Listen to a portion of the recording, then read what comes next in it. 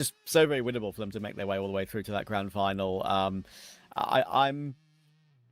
I would favor Black Phoenix ever so slightly. I'm not sure why I'm saying that, but just because maybe I've watched them yesterday and know what they can deliver a bit more fresh in my mind. I think CCT playing with them has looked very, very solid. That's a player that, might have a 0.98 rating, but the games I've covered of him, even though he's not permanently on this lineup, he's been very, very reliable. And, the Entropy game he played very well. Map, look at his numbers and say, Travis, and against GG Howe, he went 16 to 16, 12 to 15, 11 to 17. That's not that impressive, but it was the kills that he got in certain moments that really helped the team. So I agree. Yeah, I don't know how to feel, but I do know that I head-to-head on the AWPers, obviously, Nitzy versus Topo. I would say Nitzy is maybe a bit more flashy. Topo's a bit more I would say turret AWPer. Doesn't really go for too many aggressive AWPing plays, I feel like. There's a bit of a difference for me in how these two both go about their work, but just in general, wanting to see Topo play well again today, because he's one of the players in quite a long list in a line of AWPers who are very good, but I haven't been able to get their breakthrough. So we'll see if that's possible after our 5-second break.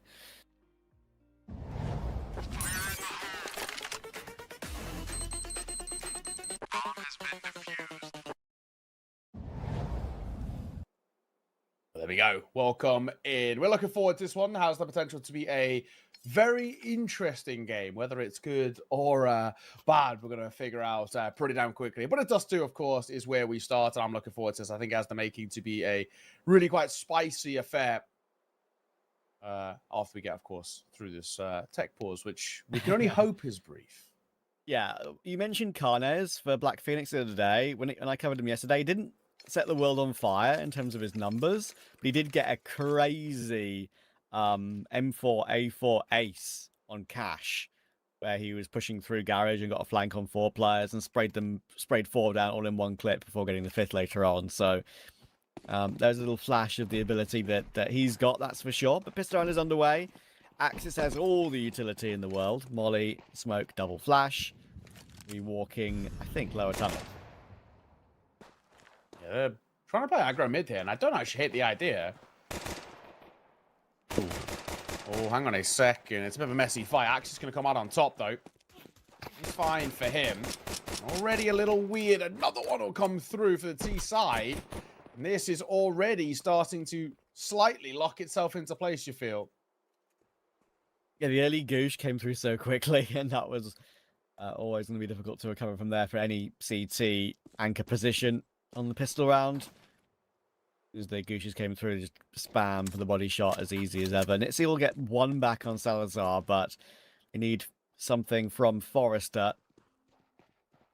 He's the more running up short and is not aware of kind of still being here, but now he is. He's got some help from Nitzy lower tunnel, so okay, they've gotten 2 kills back. And they're going to be close enough with a kit recovered and the smoke picked up too. It's not like Black Phoenix made their way up short, picking up that smoke. So that's a possibility for CT's side, but maybe not now because CNT has clicked Forrester easily. And now Nitzy is getting tagged down bit by bit, 35 HP. And he'd love to be full HP to give this one a real go with the kit and smoke, but it ain't happening. You know where he is as well. They've spotted him out. Flash it up high. They're going to try and double peek from 2 different angles. Heads are being shown briefly on the default boxes and on the ramp. And Nitzy thinks, I'll fall back. But guess what? Axis is right there waiting for him. And that's what the bait was for. So, first round to Black Phoenix. All right. And, far from the most comfortable round of all time. But I think the real thing really now becomes about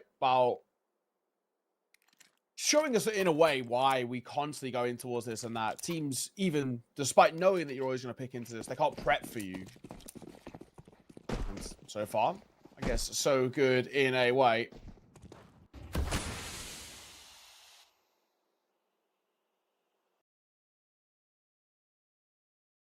Fight. Not going to go for that much of a response here, it seems. Sticking with the full eco. The rifle's in the 3rd. Arne's looking to do some farming with his Mac-10. 3 players on short at the moment with nearly everyone but 1. Black Phoenix on long. They're going to push forward now, and there's going to be resistance, but not very powerful resistance, I think. Drop down in the smoke to play around it. Oh, I say that. Okay. They're not clearing these USPs at all. All of a sudden, the push through the smoke with the peek from sight causes havoc in the ranks. Salazar is also dinked up to 44 HP, by the way, and Nitzy with the picked up Mac 10. Oh my god. They've just won a full eco with 5 USPs and nobody died. It's embarrassing. That is actually embarrassing. What are we doing? They don't even clear like the most basic of corners, so they just get overran. Yeah, it's a howler. That is an absolute howler to let slip, and a real tilter as well to let slip. I can't believe that one's fallen through the cracks. A lot to be learned from that one, and it's a real wake-up call for Seaside as well. We've got a scout out and a few upgraded pistols, and that's about as good as it's going to look in this one. Look, I've seen my fair share of eco wins. Not sure about all 5 alive in a full USP round. That one is one I haven't seen in a while. I also don't even remember the last time I saw like a full eco. Like I've seen like, like 5-7 buys be kind of scary. We've seen a few of them where it's fair play. It kind of makes a bit of sense, but like a full USP eco, I cannot remember the last time I saw one of those. Yeah. I just can't believe they didn't even kill anyone. Yeah, I know. Insane. Anyway. Obviously, there'll be a forcing response for Black Phoenix to try and put that out of their mind ASAP. Totally understandable. 4 Tech 9s in the Topo Scout to try and make something happen, but you'll be losing control of this map pretty quickly if Butterfly get this one done. And I appreciate Butterfly, what they're doing here. They're just not giving them anything for free. They've obviously got 2 AKs in the Glill already stolen over from that east side. Just play the irregular angles, try and hold on. Kissley will get his one. Tech9 is trying to answer back, but Kissley, with the USP pulled out, still finds one through the smoke, would you believe? So Salazar is trying to get a plant. He won't be allowed by Forrester. Butterfly will cancel out Black Phoenix very early game. Yeah, nice work as well. Just, in a way, learning from the mistakes that your opponents have just sort of gifted to you by making sure that you don't lose one in return. It's one of those sort of like force buys. They can be a little bit scary at times, but they make sure essentially that it's not. So a second on the board. The third should come very, very naturally here as well on Black Phoenix. They do have to take just a bit of a break to sort of sit on that. And I think it's going to take a good few rounds to really, I think, forget what happened a little earlier. Moving on towards short. Oh, you'll meet them there as well. Damage done towards Kurama. Needs to be careful.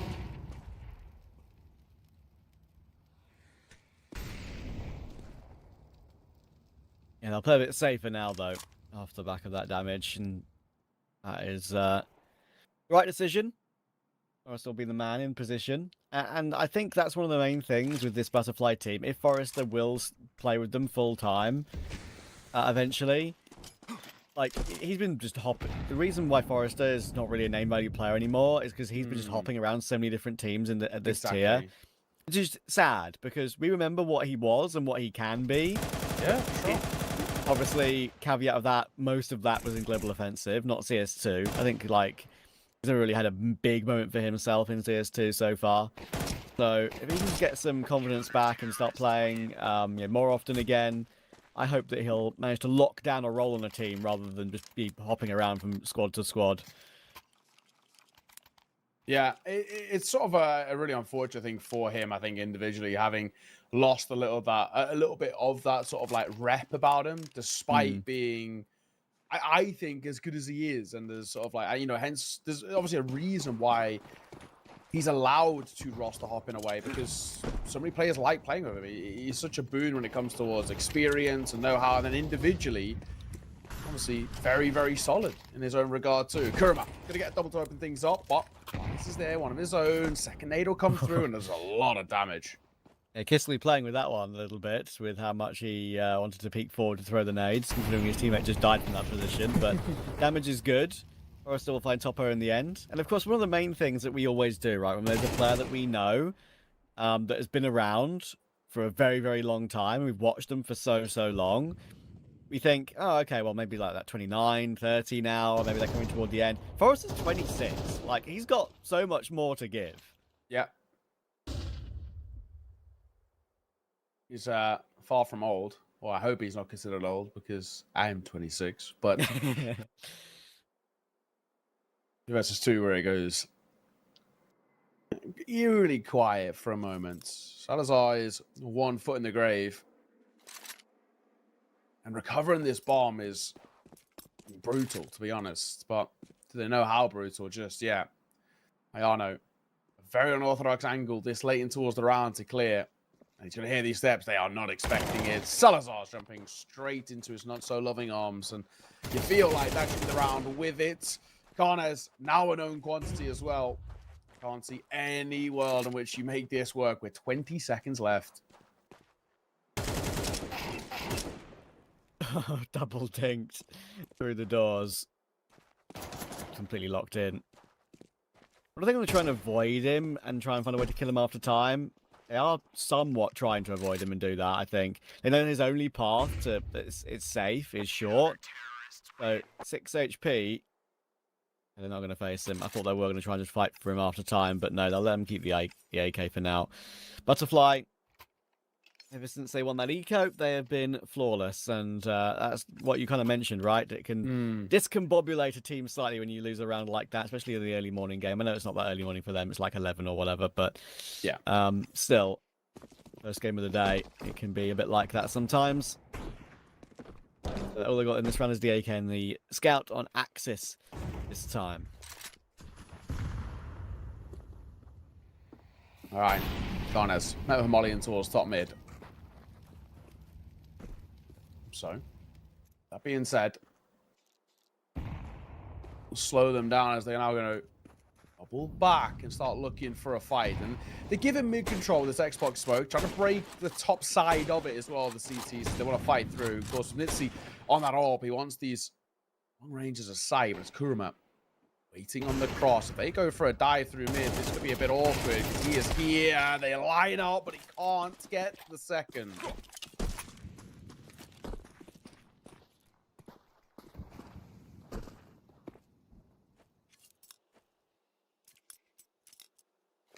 I think it's all want to try and even the score when it comes to winning on ecos. So it's the one where they could maybe grab. Sure, not as bad as the USP round, but it's one that Butterfly should be winning. They've got a 4v3 to try and use and work with.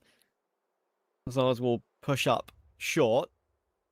Yeah, I know they're going back to check long. You'd be right because Axis is still there waiting. This is a gap that Black Phoenix have been able to find. Bomb plant should be a dead cert on the back of Topo, but there's Kisley flanking, and there we go. That's changed everything. Bomb plant can still come through, but Ayano's position has worked out well. He's hidden from long. That's the main factor. He was very accurate on the push-up short, tapping in toward the elbow players. Bomb plant is there. There's the information on Axis still being on long. Forrest will take him down. So well navigated there to avoid the nightmare. A little bit close, a little bit dicey, especially that initial fight, but thankfully not to be in the grand scheme of things. So, Diffuser come through, and it is actually a really nice position now. We have a few different rounds that have gone the way of Butterfly. Obviously, all started with that slightly crazy eco in a way, but it's the fact that they've changed force buys and gun rounds and everything that's sort of being thrown at the moment at this side. It's not really sticking, which is a really positive kind of position to be in. You can feel quite confident about where we're at for Butterfly now. Up to 5. You've got a 4-round buffer as well on top of that. I love in life at the moment. And again, hence where we're maybe a little worried about Black Phoenix. This is a map which teams can prep for, and potentially they have.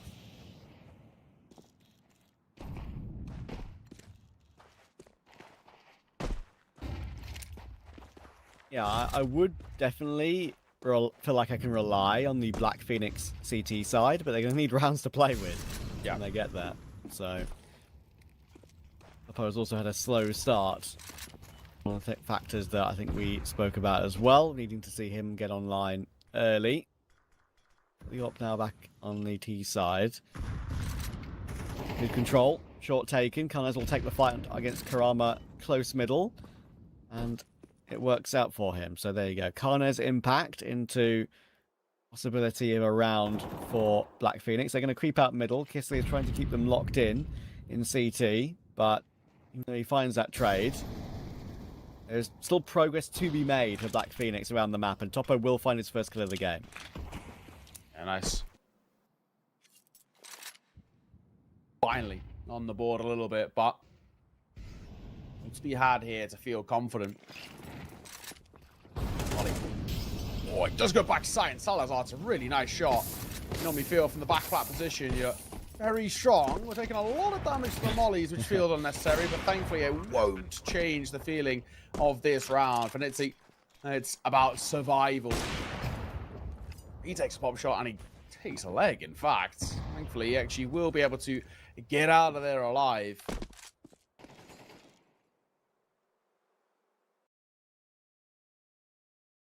At least for now. And finally, Black Phoenix back on the board and looking to hopefully sort of build upon this. Simple B here. Some nice shots as well.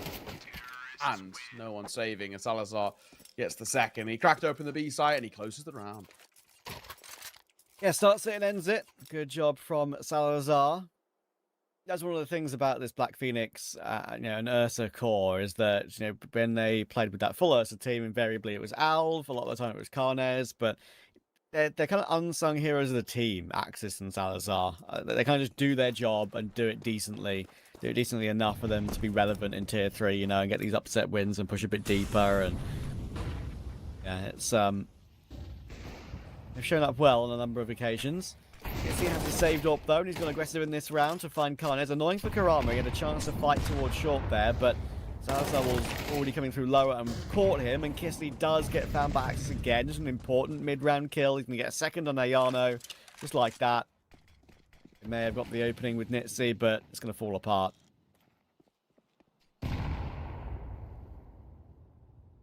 Where to from here? Minty Forrester. The only way to really get back into a round like this would be through a really early proactive kill, and it won't help with Topo finding his. And it's all on the man we've sort of sung the praises of and hoping for a little bit more of, but I think it's more than safe to assume that this one is never going to mount to anything. Axis as the last, and well, that'll be that. Beautiful stuff. Black Phoenix, back-to-back rounds, and starting to feel a little bit more confident about them now.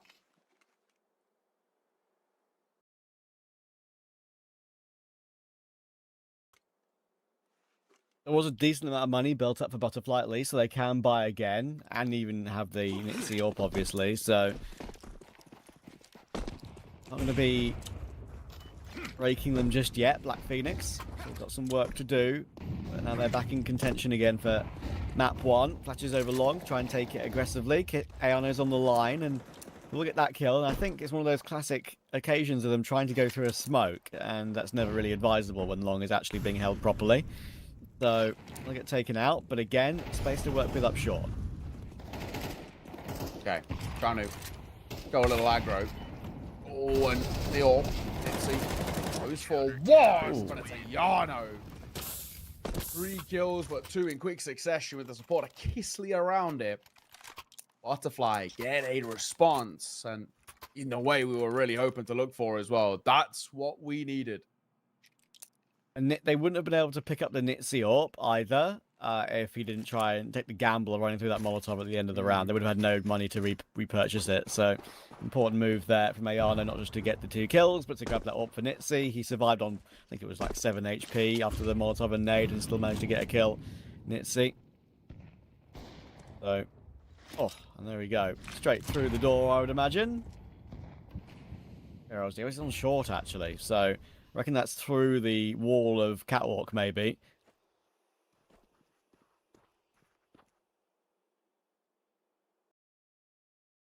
Karnes. A little careful. Moving a ways forward. Nitzy going to take a leg. Lucky to still be alive, to be honest. Honestly, in the ruse here. Lurk smoke for him up towards short with the flash as well. Just trying to draw attention at the moment, but almost far from committed.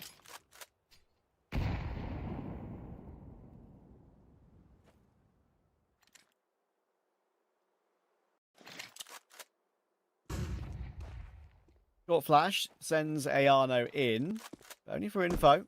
Fall back to that straight away because mid is being taken. Karnes is about to take a fight. He is 79 HP, or 75 HP though, so he only gets a headshot. Oh, it'll be a kill immediately, but he only gets a spray down for a few bullets, and Karnes gets away with it on 4 HP. Glimmer of hope with 25 seconds left. Yeah, this could be a bit funky.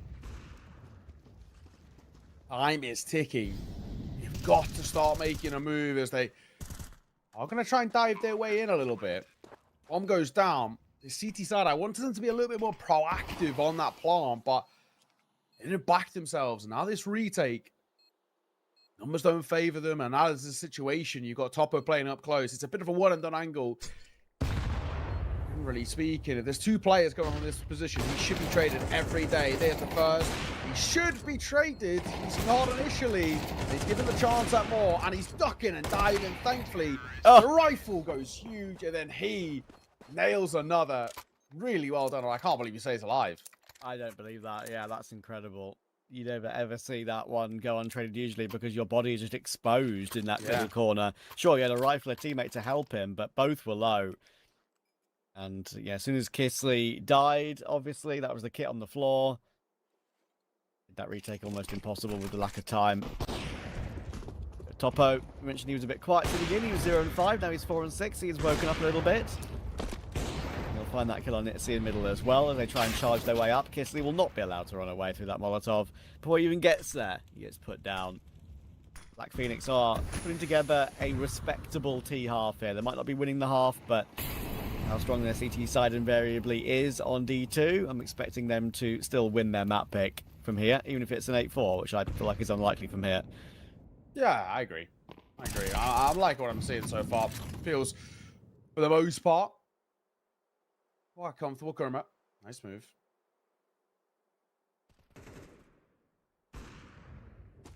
Forrester, Topo, kills, traded.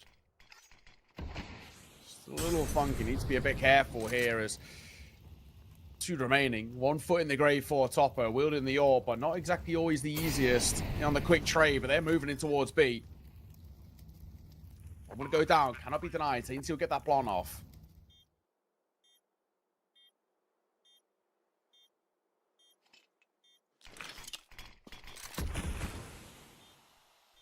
Topo still on that line from tunnels. Now realizes there's no one in tunnels, so it has to focus on Cromwell and Ayano. Here comes the run through. That's a big miss shot. Big miss shot. They don't know about Sainty yet, though, and that is the factor that's going to get them the round. Sainty in a position which you don't really clear first when you've already killed Topo in that position toward Car. And that is what works out for Sainty. What did I say about him? Maybe not having the best numbers, but can be important. Right, clutch. And that's ultimately all that matters, right? It's all well and good. You know, sometimes you have these players who have insane numbers, but it's the impact, right? And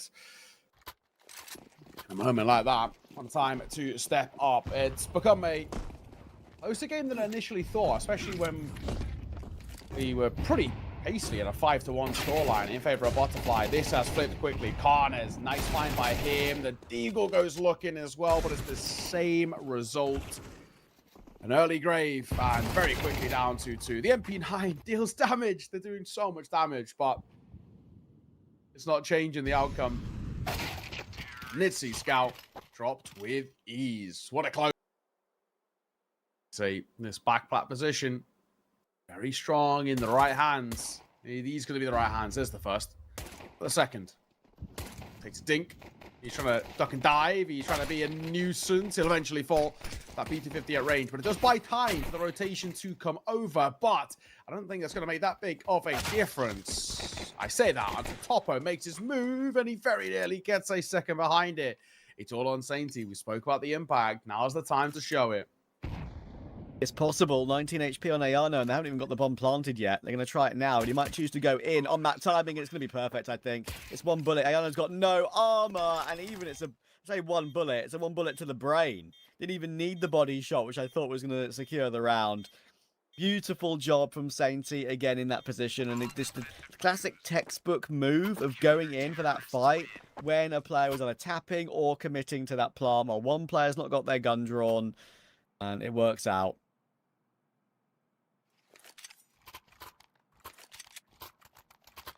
Now the question is sort of from here, how far can we take it? I think for the CT side, the bomb plant feels like it generally invites in a buy here, and of course that's what we're going to get. Butterfly, however, lose this one, and you will relatively quickly start to get into a position of being maybe in a bit of trouble. So, 1-for-1 trades, Axis, Kurma. Pulls a piece for them. A reface in towards long is risky, but it might just work out. Trades are even, or not. Karnes, he'll be that last man in fighting, and wow, does that deliver. The extra layer working out there for Black Phoenix very nicely. Karnes popping up with 2 at the end. Of course, it's okay. That plan works fine as long as your original 2 long players each get 1 apiece. They'd have wanted more, don't get me wrong. But as long as they get 1 apiece, knowing you got Karnes to swing after, as long as he lives up to his end of the deal, there'll be no problem. And now the pistols on Butterfly. Chance for Black Phoenix to get up to 9.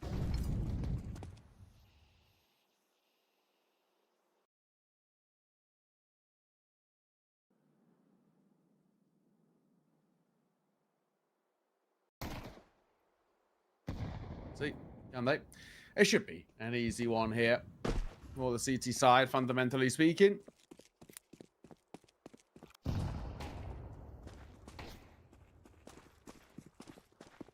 Is always a strong word. We've seen that earlier today already with that ESP buy on the second round. But very, very look, true. they're going to get the plant. That's pretty good. And they've even managed to waltz into B without too much of an issue.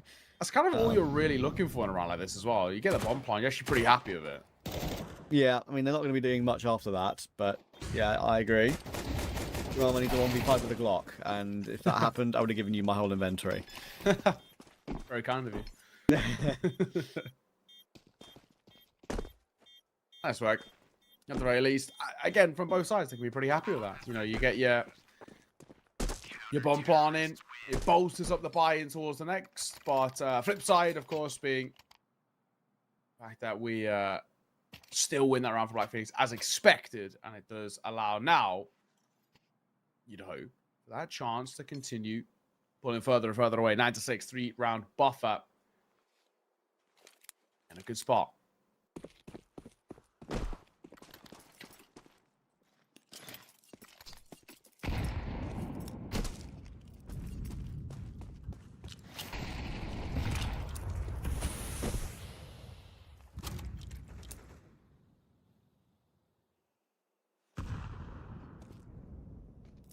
Popo's AWP is out. Nitsy's AWP is out. First proper gun round of the second half on Dust 2. And just thinking about you know, the veto a little bit, just looking at the maps for a second during that one. I even though I've covered quite a bit of Black Phoenix, I don't think I've seen them play on Nuke before. So that'll be a bit of a new one on me. And with Butterfly in their map pick, that could be a curious one. I haven't seen any progress really on that map from them, even though they've played it quite a bit. Good kill from Karnes again. This is what Karnes feel like is really good at. Occasionally he has these pop-off moments where he gets these big multi-kills, like I said about yesterday, where he got that quad kill from the flank and got the full ace in the end on Cash. He's just good at these like singular kills, which just relax rounds for his team. Yes, I agreed. And I think as well, he's nice. It does a very, very good job at just keeping things, I was going to say, in a comfortable spot. But Kurama, Nitsi kills a piece. They actually quite swiftly take this A site. And first to find the kill behind it, I think for Sainty and Nexus, might be the temptation just to save. Sure, you got rounds to spare and you got money to spare, but I don't think this is worth giving a look in. So, with that being said, a pop-up short with pace behind it. It's a nice round on the board, and for the first time in a while, we can actually sit here feeling maybe a little bit more comfortable about what this Seaside can bring to the table. Now, we need a bit of consistency behind it before we really start to believe, but I'm wondering if Topo's going to feel a bit hard done by in that round, because he's kind of alone. His Karnes fell back on ramp, and also he hit the shot. Even though Kurama was kind of fully in his vision, he hit the shot. It must have been a leg shot from the angle he was holding. They put him down to 20 HP. I'd be surprised if that was through a corner of a box or something, considering where Kurama was peeking from. Even though it was next to the D4 boxes, it felt like it wasn't through the box. So I don't know why that didn't kill him. Either way, even if Topo did get that kill, I think, overall they got every kill on the site, didn't they? If they would have been barred that one, it would have made much of a difference. So still took the site, still won the round. I think it would have happened either way. So Topo will have to lick his wounds and go again. Butterfly now know that they've maybe identified a small weakness with how easily they could get up short and how quickly they could as well. Might just continue trying to expose it. Well, for now. Somewhat early fight trying to be taken out towards long. Lurk Smokes down are just going to keep them at bay for the time being. Sainty will flash has to fight through. Nothing found for the time being.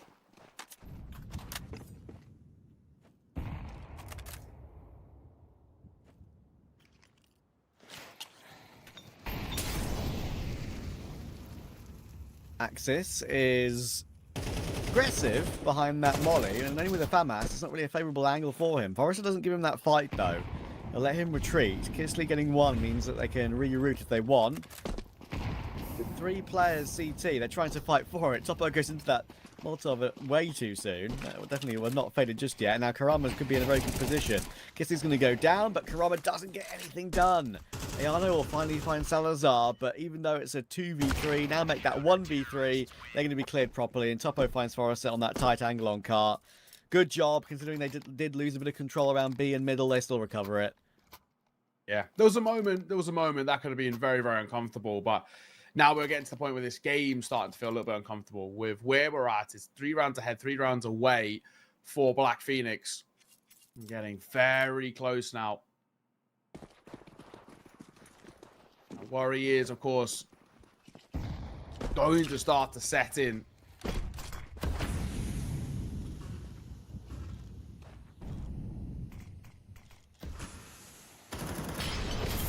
Honest. Nice find. Nice way to start things off as well. Forrester. Find the quick trade. Ooh. Already a bit of back and forth here as Kisley. Delivery is very good.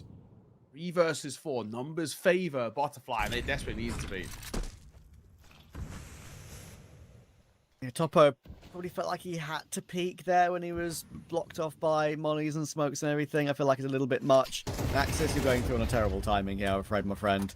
He was not to know that, but I wish he, with the noise that he was hearing, bottom, middle, and around short, I wish he would just have played behind the smoke, knowing that Saint T is relatively close as well. Either way, decision is now made, and now Saint T needs to do it all. Can he gauge his timing? Jumps up from U-Box. Yes, he can. Beautiful, too.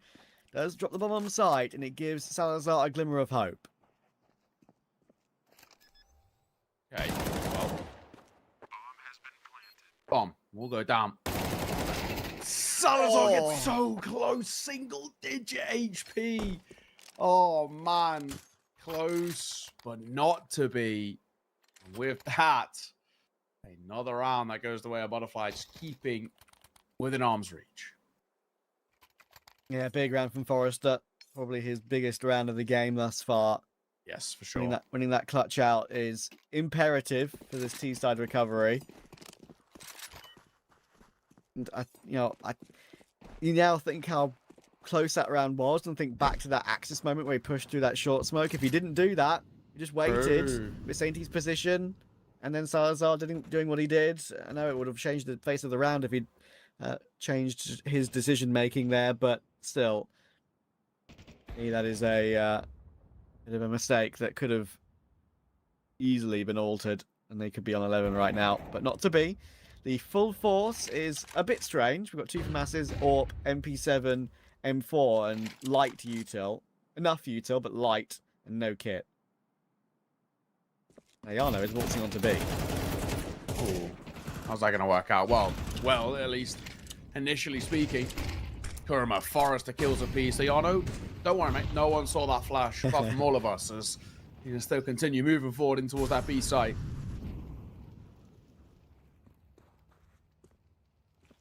Again, if this bomb can go down momentarily, I don't think it's even worth giving a look in. And that's kind of the way things are posturing here. Understanding there's just no way back in. That's the B side does too for you, really. Statistically speaking, of course, I think that it still is the harder site to retake. Yeah, it's always been the way. And that is one of the main reasons why I'm enjoying and playing and watching Cash back in the pro pool. Is B is way more retakeable than some other B bomb sites in Counter-Strike, and A is incredibly retakeable. Very, very. I would argue that A on Cash is almost as retakeable as A on Ancient. It's quite close. Yeah, I'd agree actually. So yeah, that's the one thing I like about it, is the ability of rounds not feeling like they're dead. And I've seen so many Cash games at this level, but where we see just crazy A site back and forth and so many 2v2s, so many clutches. It does feel like the entertainment is there with Cash, which is nice, even though I wouldn't have removed Overpass. Yeah, I'm sad Overpass had to go for it, but yeah, fundamentally speaking, I think, you know, for me, Cash is a great map. I think at the moment my two favorites is Cash and it is Nuke, which Nuke's always going to be my favorite, and I'm glad that we still have some sort of, like, how do you put it, like a thinker's map kind of thing, rather than a full pug fest, because ultimately this is where this map pool is now. It's incredibly puggy. It's very much based and reliant on the mechanics, and I think that's not always a good thing. Yeah, it's also the fact that Train barely lasted as well. I don't know. They have been heading in that direction for quite a while with the map pool choices, to be fair, with everything being a bit more an aim fest, and maybe there's no specialist maps anymore. Like, the very few. Anubis is probably the last specialist map, I think, for some teams, right? So, yeah, everyone else can play every single other map in the pool. Cash is going to become more and more even for many, many teams, and more teams are going to play it. I think maybe you could argue Nuke a little bit, but it's Nuke and Anubis, which are the only two specialist maps that are really left. Before, you could have teams which have just adopt Train very, very early and look very, very good on the T side when it's usually a very heavy CT map, and same for Overpass, same for to be fair, for other maps in the pool that have been added early. Remember the teams that always used to dominate on them when they first added to the pool. Ancient, it was, I think, Saw adopted it early. Anubis, obviously, Eternal Fire and Aurora. Vertigo was like Sinners and Gambit Youngsters and a couple of other teams of that back then. So really helped them improve and get himself positioned in the scene.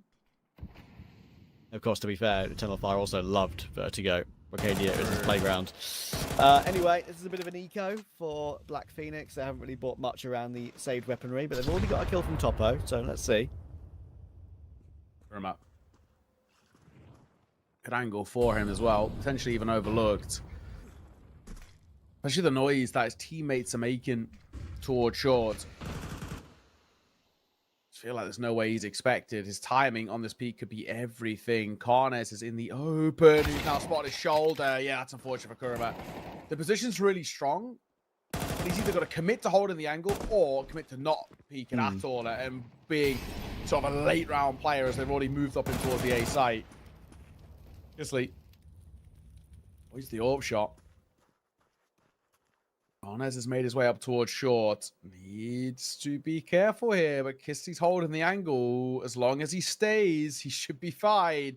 But moving forward is at risk, and that'll lose him his life. Down he goes. It's all now on Forrest, though. We spoke about the wealth of experience, but 25 seconds, no chance for him. This will be another round for Black Phoenix. Yeah, he can get up short just, but there is resistance there, and that's the biggest issue. There was no CT player here. He could definitely get that bomb planted, but Karnes is very, very ready for it. Forrester had to stomp his way up. He'll be taken down on that sort of eco with the saved weapons for Black Phoenix. It'll get them to 11, 2 ahead and 2 away from their map pick, and taking it through to Nuke with them in a good position.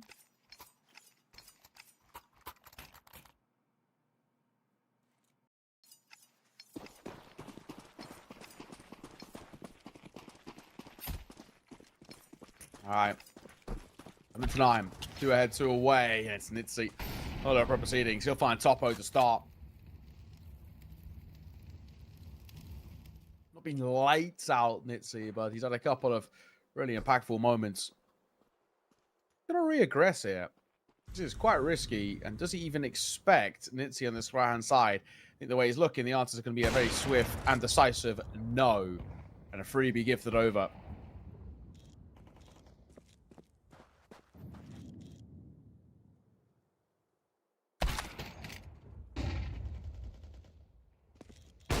Azar will find Nitzy, but a consolation kill, unless Kanes finds one on short now.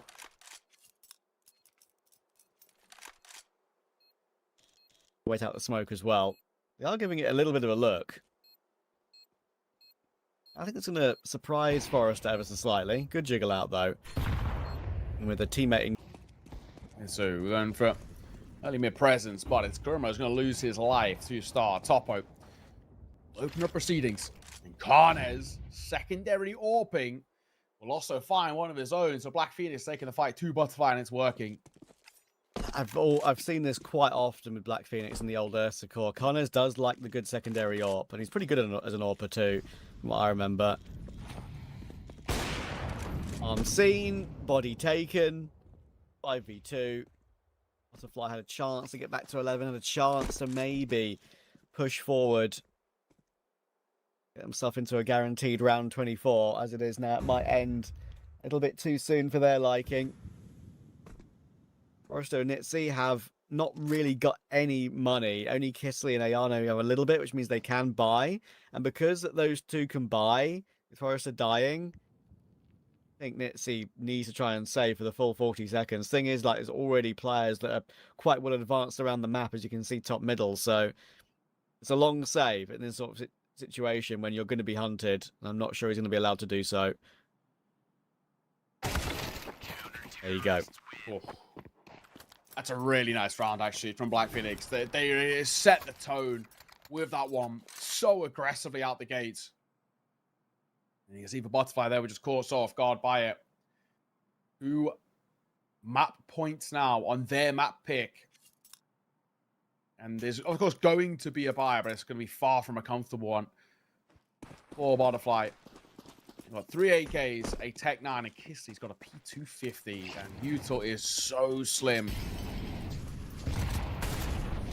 But saying that, despite everything that's going against him at the moment, Forrester will open up proceedings, but he's met with a barrage of utility and traded.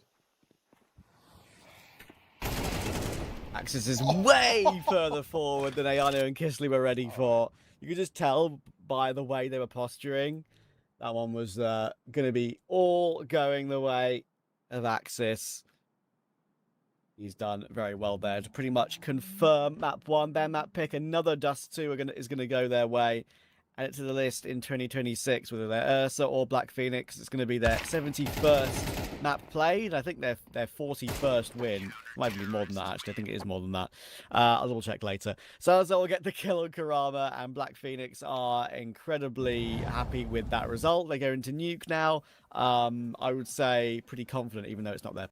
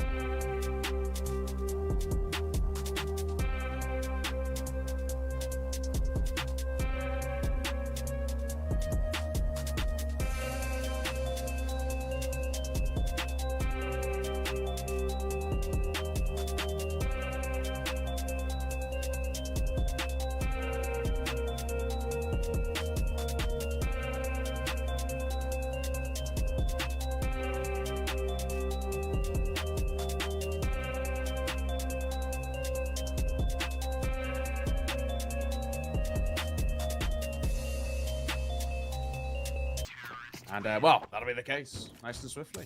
Beautiful stuff. With that being said,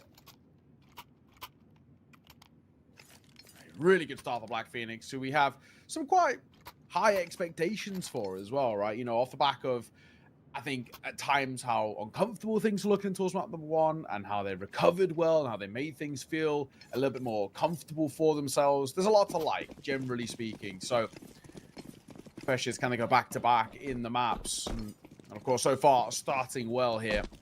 Won't be a bite, of course, for T side. No bomb plant, only the 1 kill. Not big enough. Should be a massacre, and it's looking already like it will be. Yeah, nice start. Krama hoping for 1 kill with the burst Glock, but I doubt it's going to happen unless he finds CCT somehow. Look at this. 4 players charging in. They want this one done ASAP. Do they have somewhere to be, by any chance? Do they have a game later as well? Let me check that right now. I'm curious. Good question. They don't, I don't think. Okay, they just wanted the round win quickly. But yeah, that is... they're playing at 6 p.m. That's more than enough time. They're fine. No need to rush.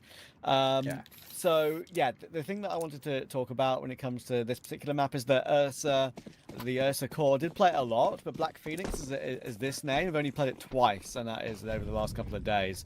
They lost to Bebop and they beat Entropy. So that is the one thing that if we're thinking for a possible 2-0, it's probably, I would say, not going to happen. For me, purely because of this lack of reps on the map, whereas Butterfly, sure, you can argue the same thing, look, Suji core, and then moving on to a different org, but yep. I still think they're just better on Nuke. So with the different amount of teams and the name value of teams they have managed to beat on the map, so we'll see. The Technons now charging their way down into Ward B. This one's very, very winnable for them, and as I say it, Nitzy finds the follow-up on Axis. It's very hard to hold on. The Technons are running at you like this, and then a clean swing onto Karnez. It's just so easy for the Techs, man, in these sort of scenarios. CCT will try and answer back with 2, and guess what? I said that, and then there was a team kill. There was a team kill in the mix, which totally changed the round back into Black Phoenix's favour. So fair play, 3-0. So easy, apart from the fact where it was a little bit not. So, Akbar was pretty early one, but I gotta say, I kind of respect it, to be honest. You know, you can already see that things are looking a little worse for wear in the initial beginning of this, and just want to make sure that you can close out in a comfortable fashion. You don't want to allow for things to fall very flat very early, so I can sort of understand where this decision comes from in a way.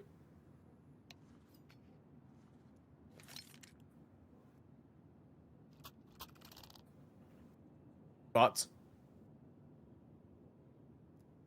No more to be done before we are convinced just yet.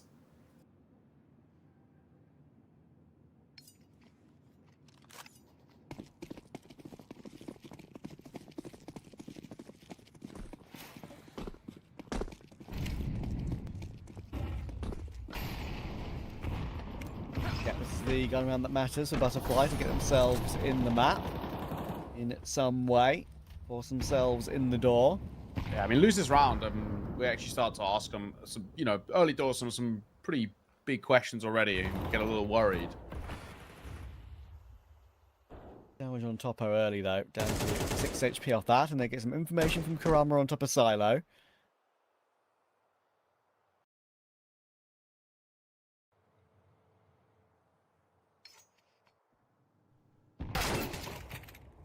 Okay, nice shot. Very nice shot indeed, actually. I think that is the issue as well for Black Phoenix and why this half is not going to be clean for them. It is just, there's one, too much talent on Butterfly, and two, the timings in which they peak sometimes are very easily exposable. Yes, agreed. Sometimes it feels a little textbook in some of the ways they're approached, and it doesn't feel the most convincing because of it. But 95 seconds to make a decision here. Again, a little quiet and maybe in a way as well for Butterfly. Really trying to toy with the mental Black Phoenix and force an over peak like that.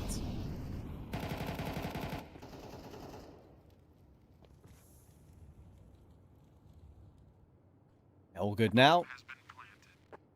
The round that will seal it. Seal them on the board. I was never really going to have much say in the round once he got tagged down to 6 HP early. Butterfly can find those with all 5 players alive. That'll be great for the money to build up into this map. Possibly take us 3. Mentioned at the very beginning of the series, the unknown factor of Inferno is going to be a big deal, with both teams having played it quite a bit, but barely win it. Yeah, map 3 and also the previous results are curious, because both these two teams are on a 3-match win streak. Black Phoenix beating GG How was a great win. Covered that last night. GG How were very, very up and down. We know GG How have the talent and have the ability, but for a team that only played like 2 BO3s since their break, their 10-week break after that Hero Esports Champions League event where they made the final. Yeah. You could just tell they were rusty and just probably haven't pracked together at all, considering the locations all the players are from. So that didn't help. And for Butterfly, same situation for me, for them. They've won against 1 win, but that's a 1 win that literally got dropped on the day of that match yesterday. Yeah. So pretty rough. That's hard.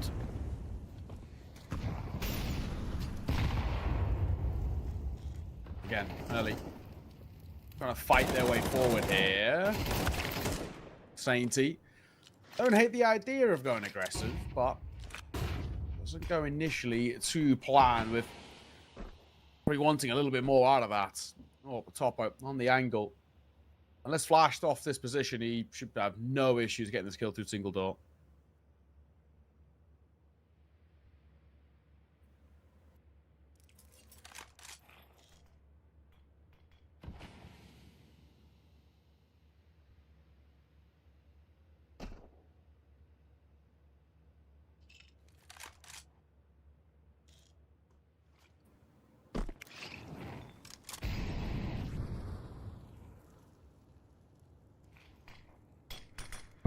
Forrester.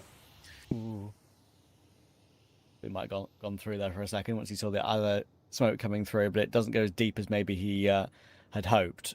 If it was a bit deeper, I think he could have peeked past it on the left side of it.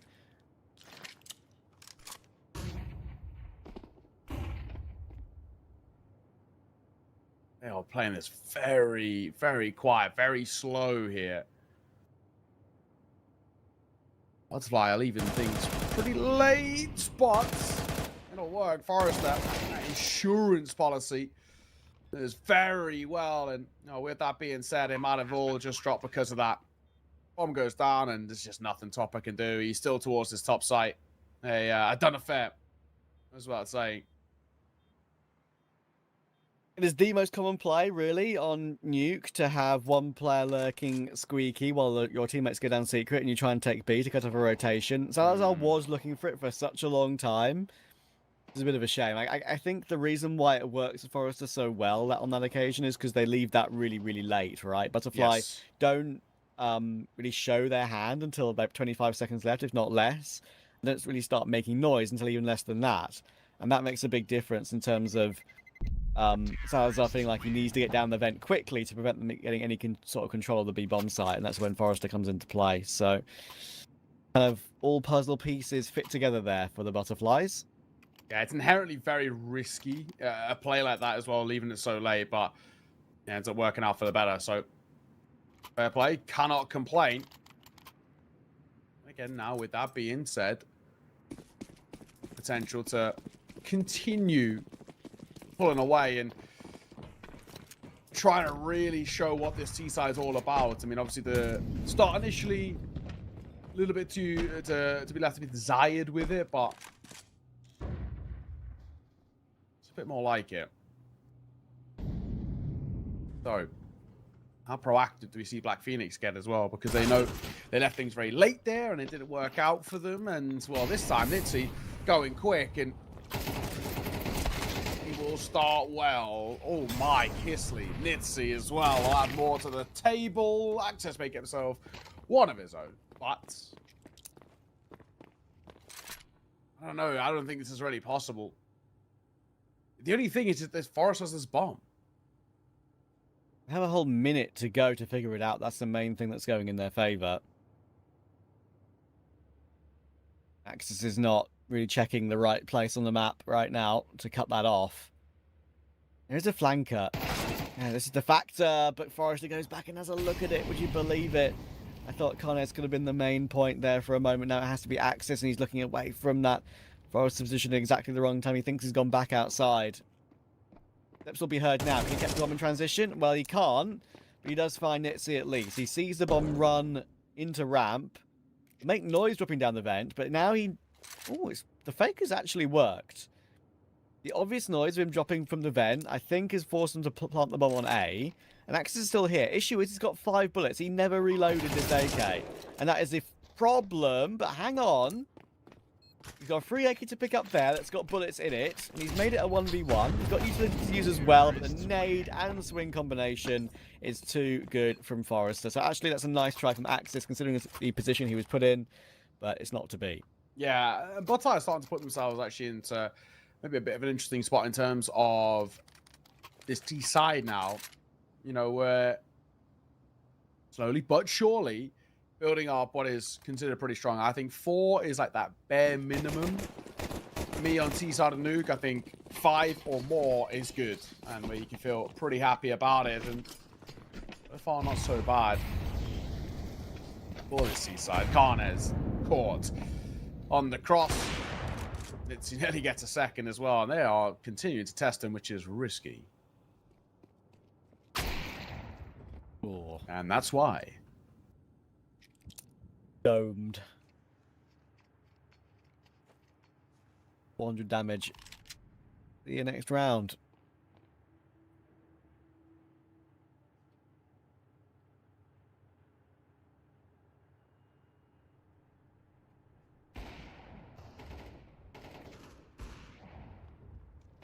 It's only 3-3, but I've just reached a point where I refuse to believe that Butterfly aren't winning this map. Yeah? That the feeling? Yeah, that's my feeling. To me, it's quite obvious that they're superior in a number of ways. It's a good double kill from Axis, but the round is still very hard to recover. I'll just see how he goes first, because he was almost a factor in the previous round. Catch Karama if he's lucky, but no, he didn't fully commit to the push. Pretty much down to Topo. Now he's on the wrong bomb site as well, so... Axis will pick up the AWP and find Forrester. Oh, he's found both. That's unbelievable. Axis is on for all 5 here. Suddenly, Karama has to make a move down towards single.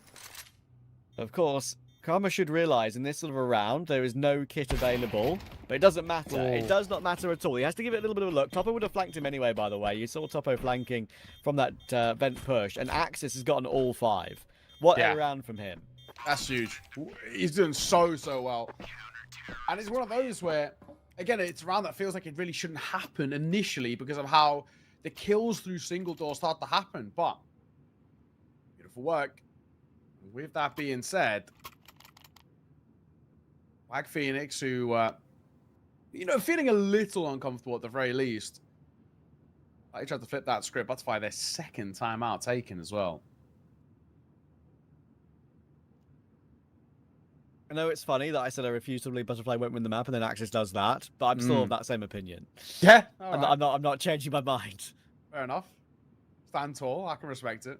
Yeah, I feel like they're just a little bit better, and I feel like map 3 is an inevitability. But if they have more individual step-ups like that from Axis, going from MP9 to AWP, Ace, then why not? Why not Black Phoenix? Why not a 2-0? You'll probably dropped over to Topo after that little pause. Now, this is the important round, to be fair, because there's another pause coming through, would you believe? Because they have a small chance to put the Butterfly money in a bit of a difficult position. Yeah, it's very true. I feel like, a win here as well, you kind of put them on that back foot. And also, I think just mentally start to hinder them quite a lot as well, which is a key part of it. Comeback concluded. Only one left for the remainder of this map, so a lot being put into it. I would say so far so good though. It's been a nice little back and forth. They just need to make sure now that we're in a position where for Black Phoenix you can go into that second half feeling confident about the performance you've actually put up here. Not fully sold on it just yet.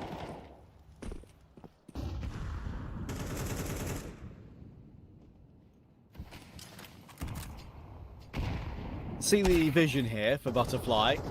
I can't see the vision for Karnes anymore, though, because he's dead. Nitzy is going to take him out as he tries to break that smoke. It's a really nice pick from Nitzy. And yeah, I was thinking there maybe we're going to try and lurk one player in through Hut on the timing, but it's mostly focused on the outside players for now. How close they are playing to Hut for a second. Nitzy's got the line again. If Axis picks this, feeling too confident, just gets away with it on the jump. But in comes the A push like I was talking about. There's that Hut aggression. Once they had found progress outside, once the CT subs were distracted, that's what works out. And Axis can't do any more heroics this time. So, A taken, round over. Yeah, 100%. And Topo, just got to make sure he saves. Don't let this one slip for any reason. It is pointless to let this one fall. Nice kill from him. Right. Very quickly. As he drops. Again, one of those where you can feel a little bit more confident about where you're at on this seaside. Nice work. Nice delivery. And I think fundamentally still showing that they are quite a few steps ahead at the moment. An impressive display, Butterfly. The scoreline, I don't think, tells the full picture here, really. Kind of go into what you're saying. I can't see a world at the moment in which they don't win this.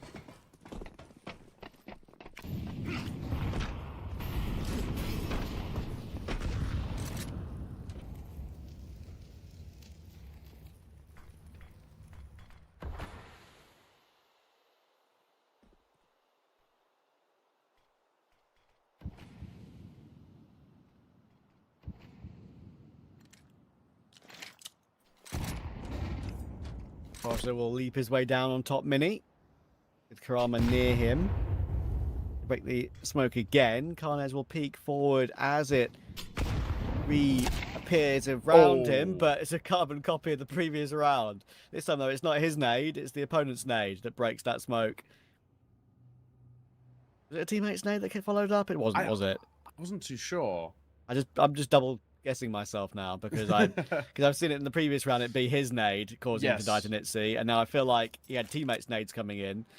Either way, whichever way it is, the nade broke the smoke and he died to it for the second round in a row. Yeah, that's the long and short of it, really. Pressure needs to go their way for this to able to be found. Trying to spam on that smoke. Salazar up close though with 5-7 trying to cause a bit of a problem. Let's get one, but then see that orb does well. Oh my god, he's done a lot of damage there. Nading towards me, might do a little bit more. Oh, he's making this actually kind of interesting. Hang on. Oh dear. Oh dear. Oh no. All the rounds to lose as well. This happens too much. It happens way too much. That's the problem with teams at this level, right? The extra protocols which avoid situations like that when you know there are 5-7s in play. And look at CCT go. 10 and 5. 2 very, very nice kills with the 5-7 there to end it. They were clean. One of them being slightly longer range as well from button to mini. It works to perfection. And that will cause Butterfly some issues. If they lose this round, which isn't a perfect buy, they've got 1 goal in the Tech 9. And 6-4 can turn into 7-4 pretty quickly. I'd still think 4 is okay for the CT half. I'm expecting them to get at least 1 more by the end of this half. But CT looking like he's fragging really well. That's a lovely spin around. It was awkward for him, hearing Kisley drop in behind him, but he managed to get that kill. He found Ayano too, and he's found Karama even on the follow-up after the kill with that Tech 9 on Karnez. So the nade will chase Nitzy out of the round. Bit of revenge maybe with the grenades.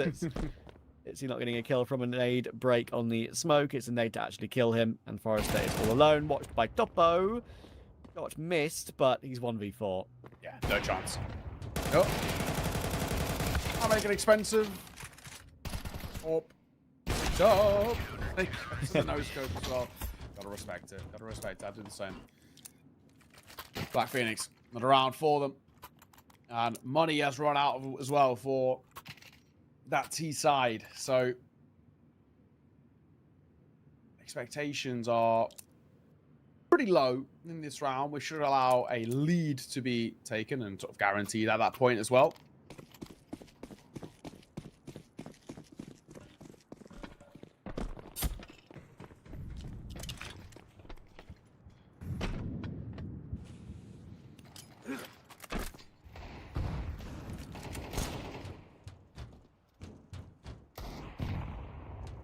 Convinced it's not going to be easy for Black Phoenix.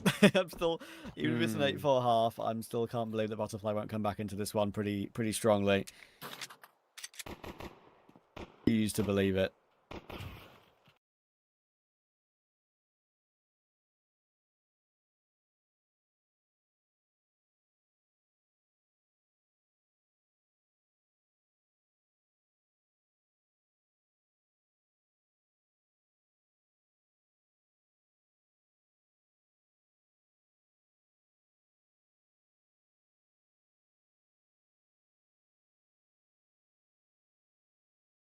Nice, we'll find Kisley.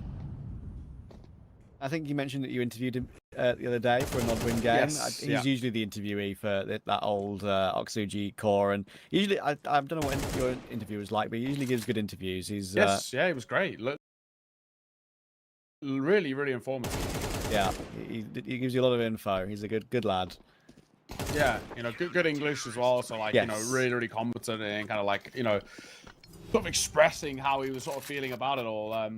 Yeah, it was really, really nice to talk to him actually. And of course, I think a lot talking about what's going on with the team and everything as a whole, and sort of where they're at as a team and an organization, and what's changed, and even like what happened with Oxygen and whatnot. Yeah, really, really good guy to talk to. Yeah, there's a few players, right, where you start interviews, you don't know what you're getting, and you'll speak like really slowly to make sure they understand, because you don't know what their English comprehension is like, and then you realize, oh my goodness, like Flowser on Nuclear Tigers. Yeah. Like, he's a young kid, but his English is really good. So it's you get surprised sometimes. I'd say same with Patsy. I saw Patsy yesterday. He was talking about Yixrezo sort of trialing with Black Phoenix and whatnot, and yeah, same for him. Really, really good English. Like really, really easy to talk to as well, and very, very good at kind of breaking down what's going on. But back to the action at hand. Forrester's got There we two. go. Let's see one of his own as well. And by so they're right to get a fifth here, unless there's some wild antics at the tail end. But I think it's unlikely. Oh, I've cursed it. Uh-oh. Oh my god. It's a 1 versus 2. Kuruma, what have you got for a smoke down as well? And Topper is going to get the kill. How have we lost that post plant? It's going to be an 8 for Black Phoenix. But honestly, how have they lost that post plant? Oh dear. Oh dear. That is Yeah. one they're going to look back on and see. Maybe it's going to hurt them a little bit. Axis will not even defuse the bomb yet. Come on, King. Half's almost over. He'll get it done. 8-4 on the half, and somehow Axis' heroics will pay off once again. See you in a minute. That being 5 seconds.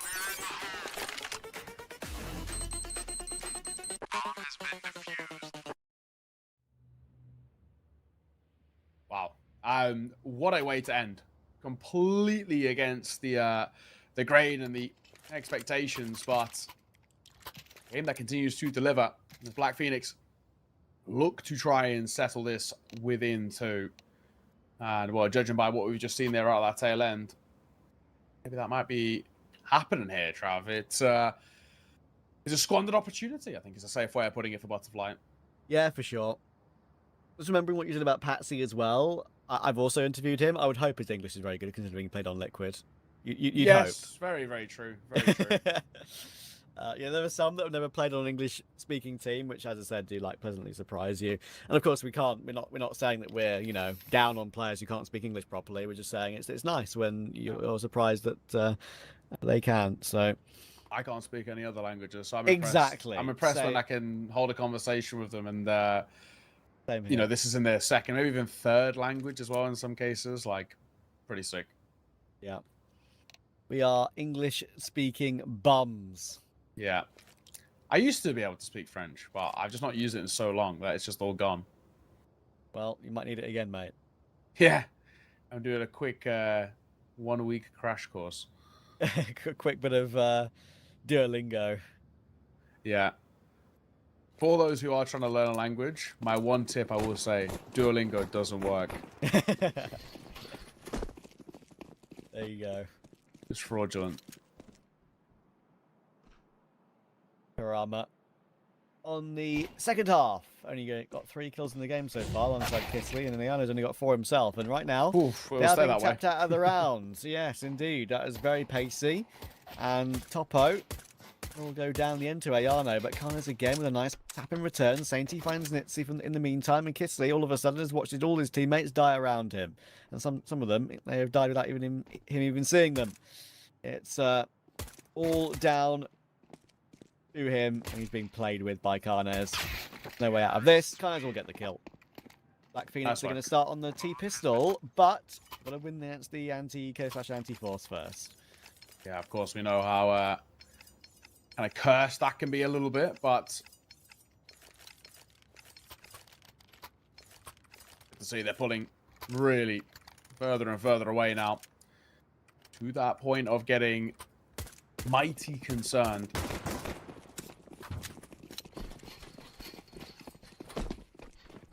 Nine to 4.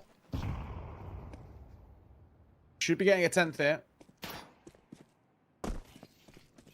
Operative word, and we've kind of learned our lesson about getting too ahead of ourselves, even with just how that half ended. But Star USB puts it to bed quickly, which is the start we wanted to see.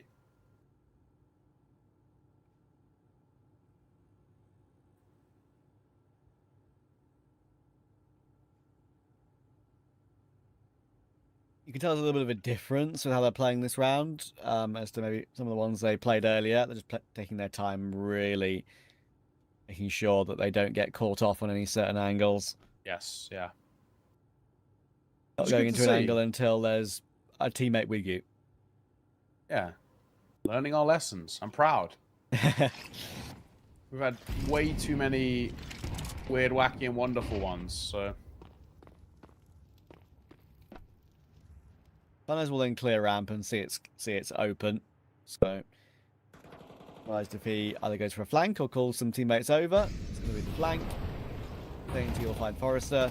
Iano got 3 USPs on this A bomb site with the Zeus as well, but they're all going to be removed bit by bit, and there's Karnes flying in from above on that heaven rotation through hell. So there is 10-4, and I think Butterfly are going to make a game of this one, but now it's a long way back.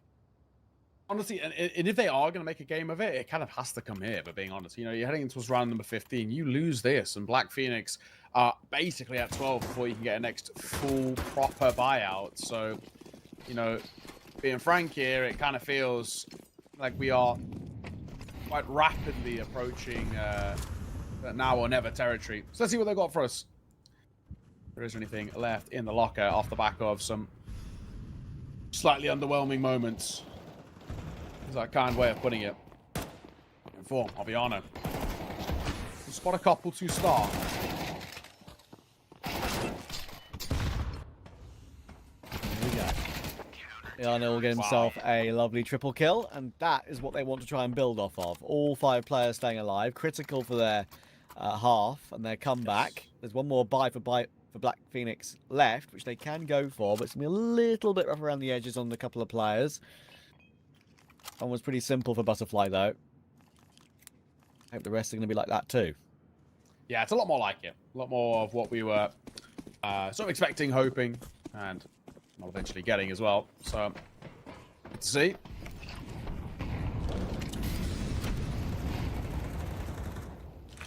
Already a bit of regression coming through as well.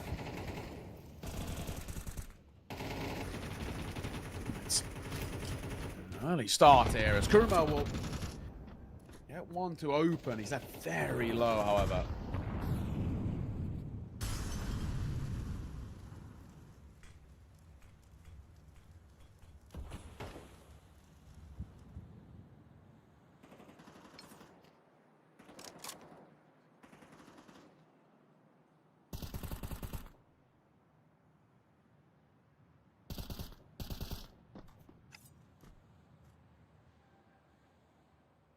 Rama's still in such a good position there. Karnes, is he long for this world?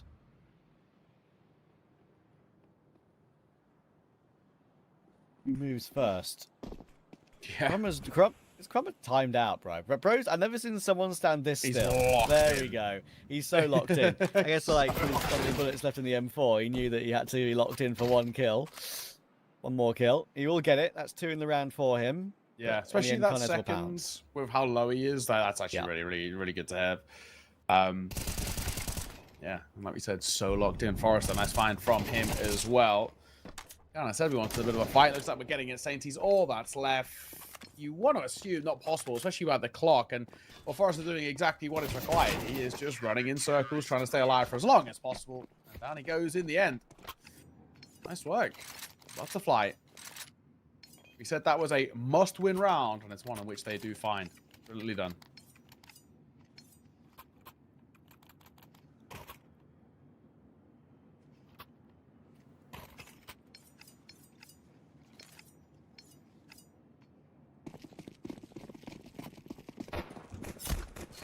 Dainty has a revolver.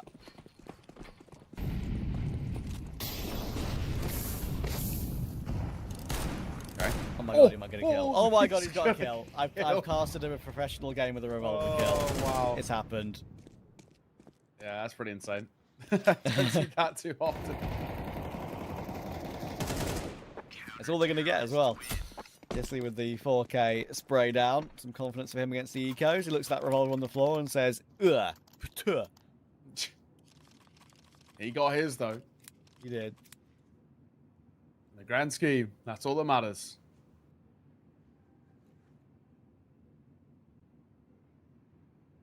Head to 7, 3-round game. Still 3 rounds away. Just need to be a little cautious. Don't let this one slip. Things then do start to become very intriguing if they're allowed back into this.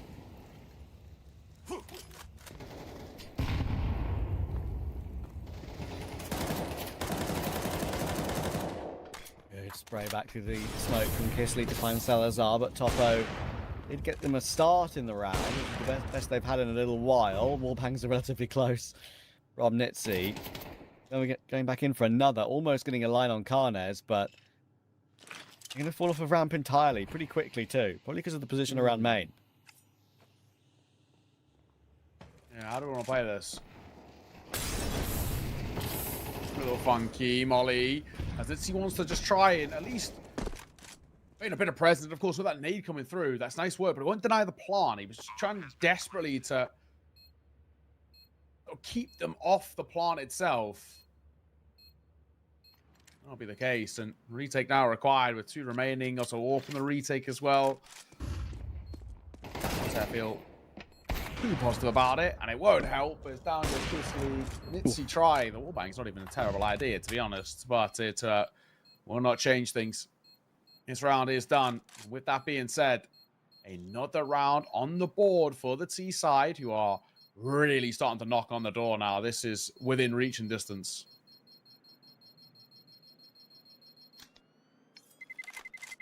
Yeah, the timing from Nitsi on the wallbangs this round was really not that far off. The ones toward ramp, when he saw the player on default on the A bomb site, crossed back over toward the middle sort of panel that blocks off the gap between the 2 silos. Yeah. Almost timed that well as well, but a little bit too far. So Butterfly in that one. He'll have a buy, obviously, and Black Phoenix is, even though they do have a buy, Butterfly, Black Phoenix are now getting ever closer to getting this one done into. They're going to use attack at this time as well, after winning the round, which is nice. And I like the immediate space they took off the back of the ramp that they took in that round too, because they already had access out, I think, around Mini. I think it was through Mini where he got into the A-bomb site from. Hard to tell without the switching to his POV. But yeah, the position he got near CT vent was big. Yeah, agreed. So, that being said, where we're at the moment, Black Phoenix are close to that finish line, but been seeing a lot more in terms of, I'd say, positives. Well, Butterfly, but the question is it too little too late? And that's the worry maybe that we're having a bit here. Let's see, middle. Having a little look.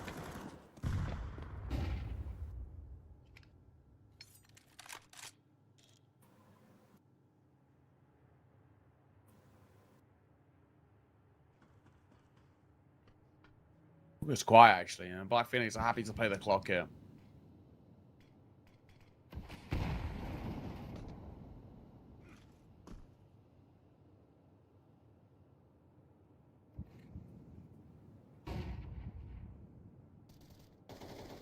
Ram will find Karnes.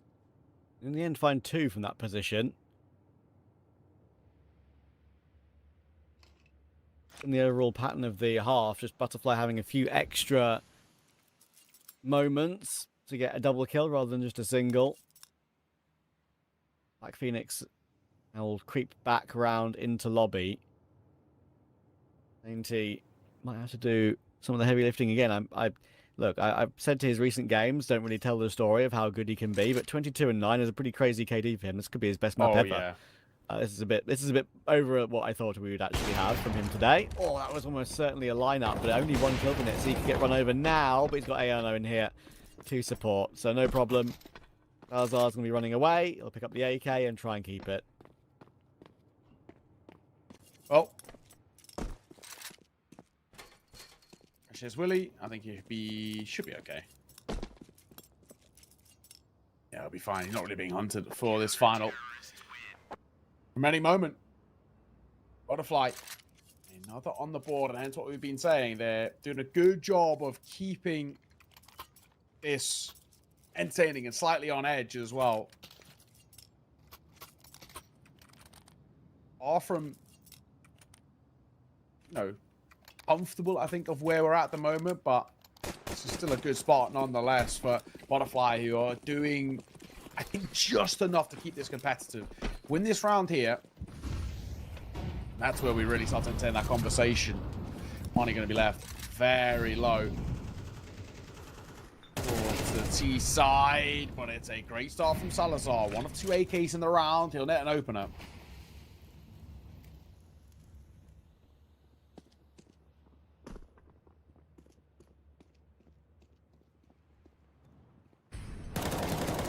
Always these rounds which are a bit dangerous, but Kisley will answer back.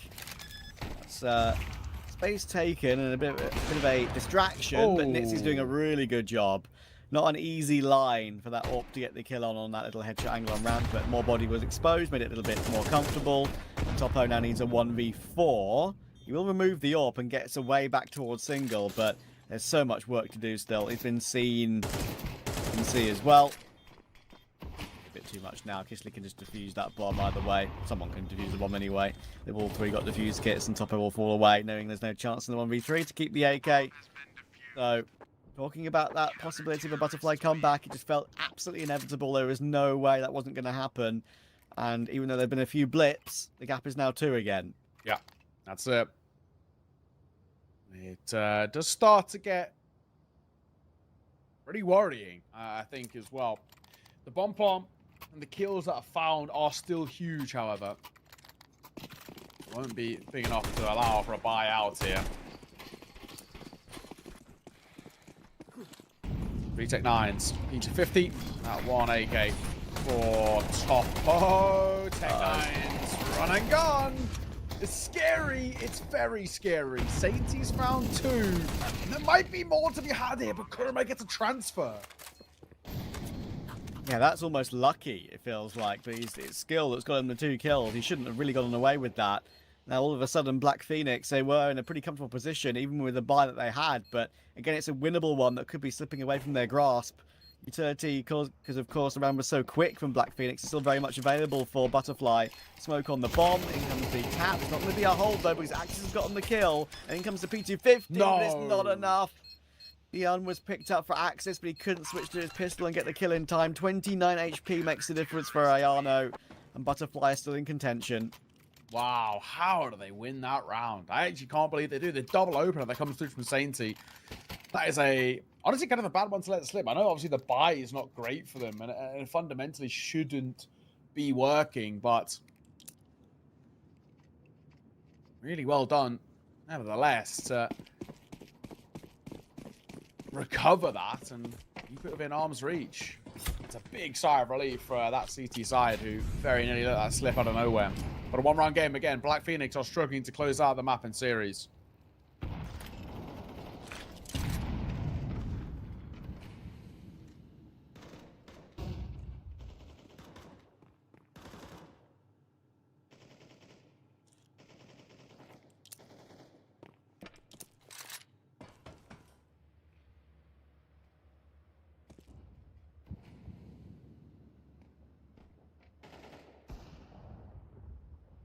We'll get an opening, though. One of the few ones he's been able to nab. Gun rounds, anyway. Damage done to Karama, significant damage to Karama, but he still finds that 1 kill on Topo, which is impressive, considering. He needs to try and take advantage of this damage they've done, otherwise this is another one that will have slipped from their grasp. It's a very light grasp early in the round. Karama's still getting tagged up, eventually dealt with by Carnez. The Forester might feel like he needs to make a play. There's one. That doesn't know about Axis already going through Garage, but there'll be a Shadow advantage against Salazar. Salazar still wins the duel. That's a big one. Damage again done, but they've got an advantage to try and close up 12. Not anymore, though. Immediately, they keep going searching back in for more, and Nitzy finds the Deagle headshot of all things, going in with the Deagle, not with the AWP. And now 2v2. Does feel like at times Black Phoenix have actually been their own worst enemy. And in these last 2 rounds, in particular. Gotta go, guys. 12 seconds. Playing this very slow. Ayano. Oh, it's actually a no-scope, and then Nitzy the pulls on the Deagle. Another round squandered as Butterfly will tie this game up 11 apiece. And there we go. Maybe map 3 is going to happen, but from 10-4, I really didn't think that was going to be the case.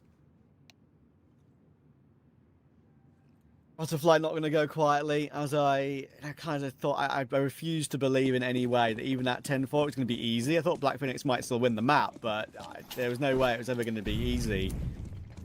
Butterfly is just too good on the CT side for Black Phoenix to break through when they just haven't played Nuke that much with this particular 5. It's proving to be the case, I'm afraid. They're getting pegged back bit by bit. Looks like it's going to be easy in the end, to be honest with you. Nitsy toward ramp, finds another on Topo. He's going to have free reign to continue fragging. No problem at all. 3 from the back of ramp. Once again, Nitsy showing up well with the AWP. Just a lack of utility to really push him away from that position being the main issue. Nitsy's played very, very well on this map, but even though he'll be allowed to get away just about, it's a 1v4. Plant money is important. That's why he's going to go and dive for it straight away. He needs to find 4 players. He wants to get his team onto 12 first. There is 1 and there is 2. He's got 4 bullets left and Forrester will come in. There you go. 12 is closed out and Black Phoenix now have to play catch-up all of a sudden. You would have thought. And the thing is with Black Phoenix, they're getting close in these rounds. Like these last 3, you can make arguments for all 3 of them should have been converted, but Butterfly, they're not really succumbing to the pressure at all. Overtime required if Black Phoenix do want to close this within 2. And realistically, looking at it, feels very much that a 3rd map is going to be a necessity here in this series.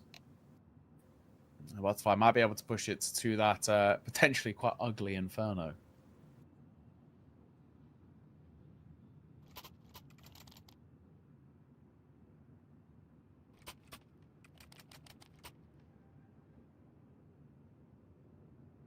This is a slight issue for Butterfly, by the way, not Black Phoenix. Okay. Won't last too long.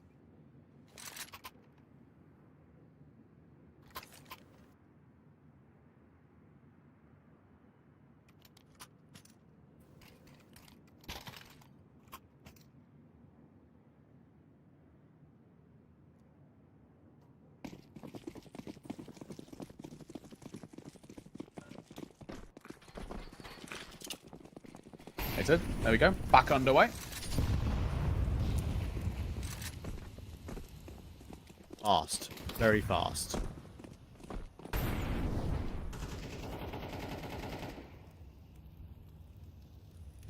Down through Secret immediately. They're 1 minute 30 on the clock and Black Phoenix decide, look, we've kind of been playing pretty slow T-half. Let's at least try and get some control of some portions of the map quicker and hope we can avoid getting picked off bit by bit. But I think they are getting picked off bit by bit. Nitsy finds his 24th of the game. Kiss is in a great position all over again. Connors is 47 HP.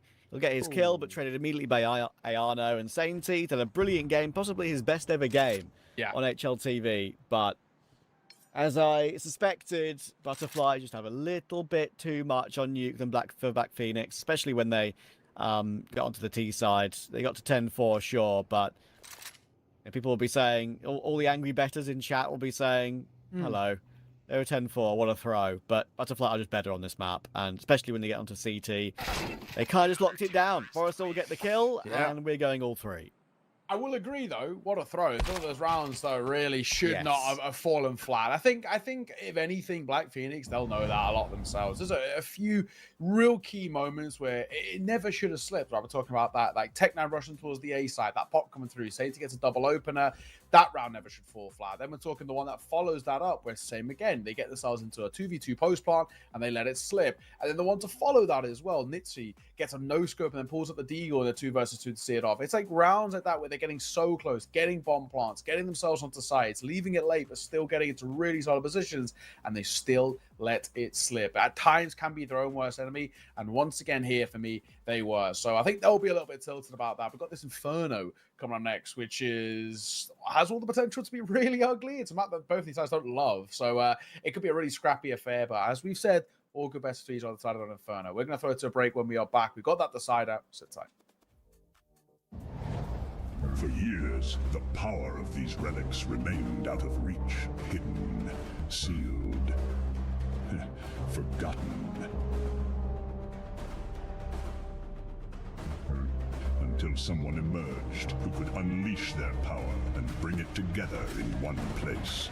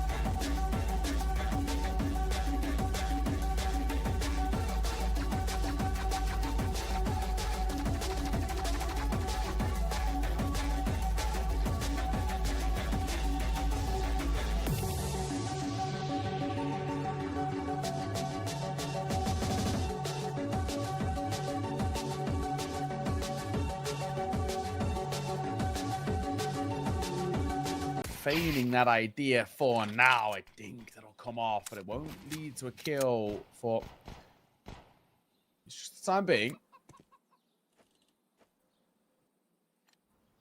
Actually, a full rotation at hand as well, which is kind of interesting. Actually, going to find one of his own. That's important.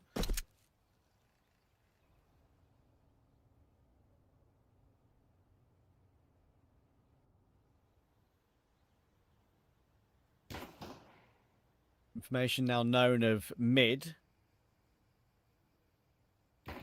The chance if the CT side want to try and push up here, but I thought Kissy and Forrester might go searching in middle together, considering the situation, but no. Forrester's now in a bit of bother. He knows he needs to avoid apartments while fighting top middle, and as you can see, that's why he moved forward. So that gives him no option whatsoever. Kissy will get his one kill, but the bomb is already on the A bomb site, and Topo will manage to dome him. Karama has no say here. Yep, nothing he can do. With that being said, exit kills is as good as it gets, really. And that'll be about that. Oh, okay. He will at least get his exits. I'll give him credit. I think it's going to make too big of a difference, and it won't. So, Barnett dropped last. Only a couple of consolation kills, really, for that CT side, but a nice start nonetheless for Black Phoenix, who, realistically, with the lead they had and the position they were in, should have closed out map number 2 and had it within 2, but they fumbled. And looking to make amends.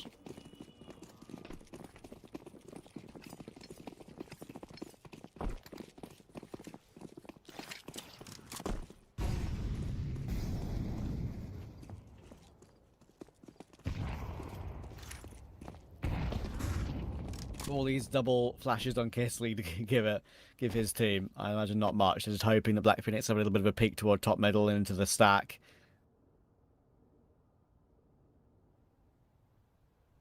Now they know that there's no one here. They're going to start pushing and looking for them. All right. Tapping away at range. A little dicey, but gets it nonetheless. Again, another round where we're really just looking at, can we get some consolations for us? Yeah, I think I like them not charging up Banana in this round and trying to deal with some of the players that are already on the B-bomb site. You know you've isolated one in the apartments.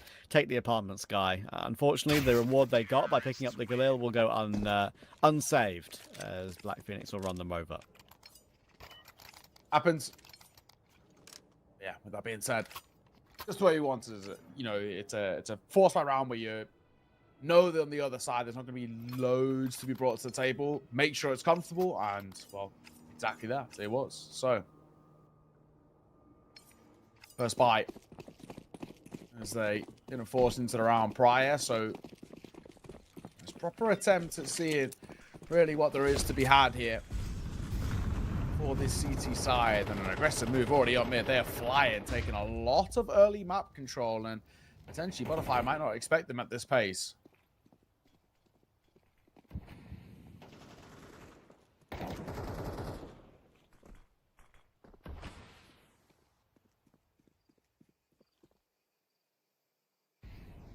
I mean, here for Kissley's a little bit weird. You can maybe drop the bomb, but he's dead to the other player in spawn. It's just taking a very long time to get to him, though, and he could get caught here. Okay, he does find Karama, and I think it's going to be fine. thought for a second there that was quite a long, prolonged flank round when you could have just caught him in the side if he went back a little bit because there was another CT rotating in. Maybe you had to focus on both. But either way, they'll manage to recover that bomb, no problem. And the round.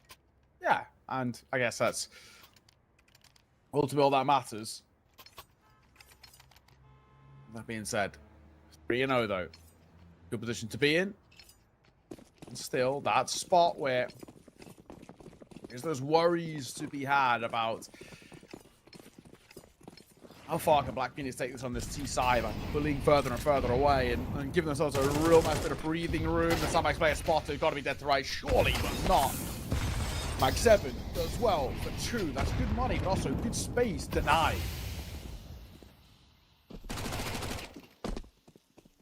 Axis will charge his way forward though and make sure that the B-bomb site can be taken. He actually sees that's the USP as well and decides to take the gamble just to remove him immediately. Only he's got the fast-moving Mac 10 and he's got no armor, so fair enough. Upgrade can be... What's he looking for? He's found the smoke. Where's the gun? There's the AK. There we go.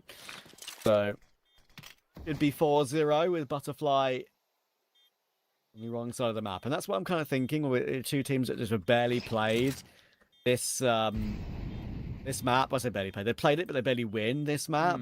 Is the fact that maybe the T sides could be a little bit easier and CT setups won't be as well thought out. Black Phoenix as this team, if, not while as Ursa. I played it 3 times and won it twice. Fair enough.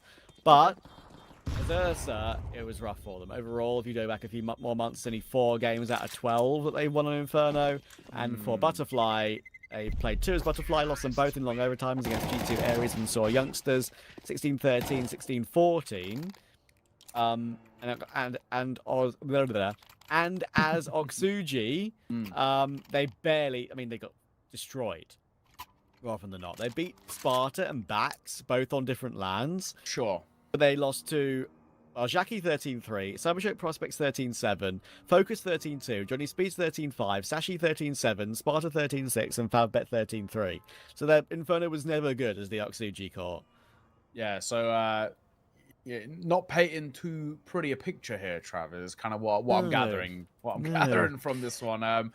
Yeah, that is rough actually, and kind of again interesting now to see how things progress. I guess from here because you know they obviously had some issues as you pointed out, and it's going to really open up the door to a bit of a conversation to be had about how do we actually.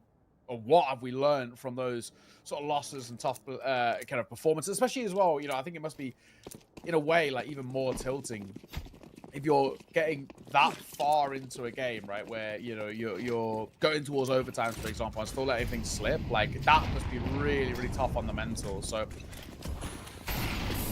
I'm interested to see what, if anything, changes, but a lot of early... You tilt towards B here. 1-for-1 trades. Kuruman Axis kills a piece.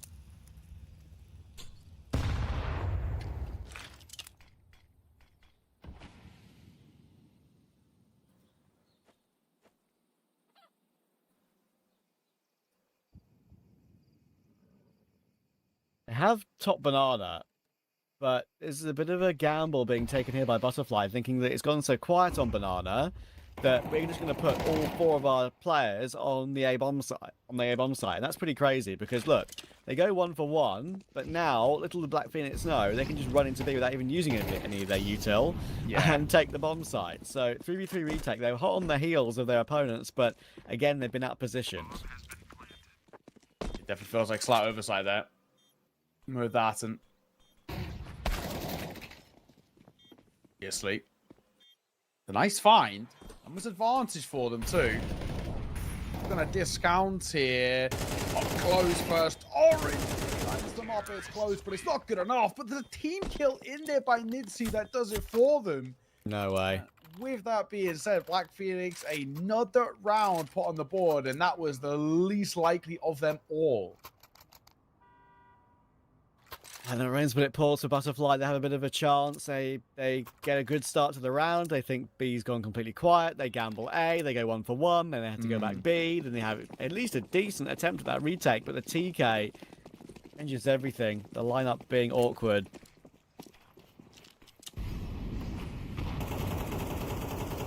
Yeah, tough one to let slip like that.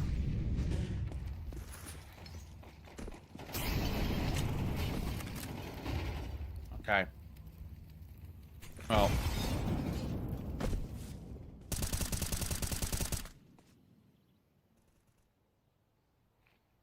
First up. He's got lots of support here. Double stacking towards short.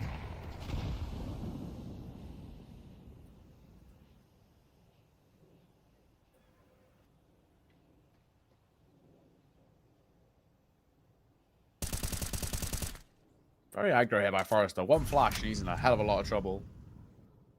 Yeah, because it would probably blind up Nitsi as well. So it'd only be Ayano who'd have to swing to help him out. Karama tries to have a look in Banana, tries to fight for it at least a little bit to get kill, maybe fall back, look to see if there's anyone playing at the bottom of Banana, and dies for free. And again, that just gives Black Phoenix all the space in the world.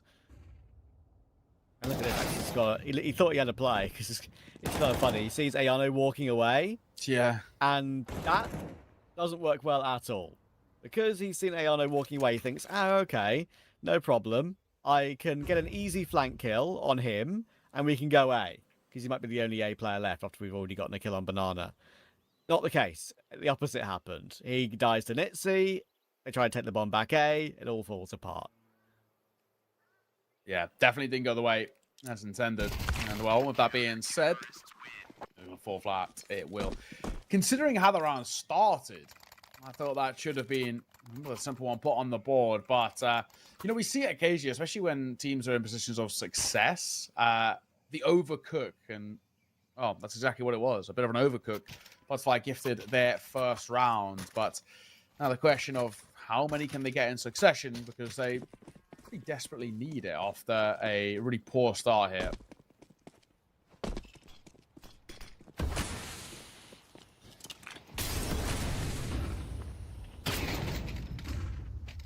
Dainty. Again, it's an opening kill for Black Phoenix.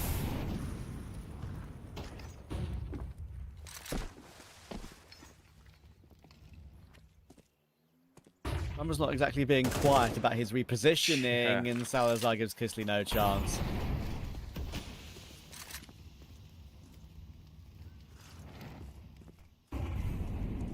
All right. They're swinging forward. It's going to find a kill of his own, and so will Kurama. Uh-oh. Hang on a second. This is getting a little spicy. 3 versus 2, but it will go down. That can't be denied now, and a tough retake that has to come forward. Vajano feeling all but dead in this scenario of how low he is. There might be a temptation, and there is, to just save it. I think, to be honest, I think it's the right call.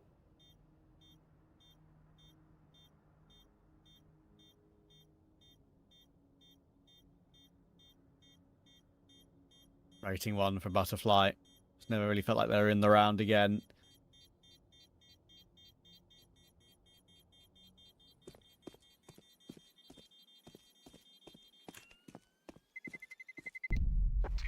Happened a couple of times now. It's getting really concerning. Onez is not used to the new bomb explosion on Inferno yet. You think, at the last second, he tries to jump onto the little pickup truck to hope he gets protected by the bomb explosion. Yeah. Nah, mate, you need to run behind the wall. Come on, man. Yeah, it's so... I don't know how you feel about it, but I think it's so crazy to me that you can plant coffins and save in church. That is behind the the wall. craziest one, I think, out of all the maps Yeah. in the pool. I think it's also, you know, Inferno has confusing ones. Like, that can be the case, and you can be totally fine.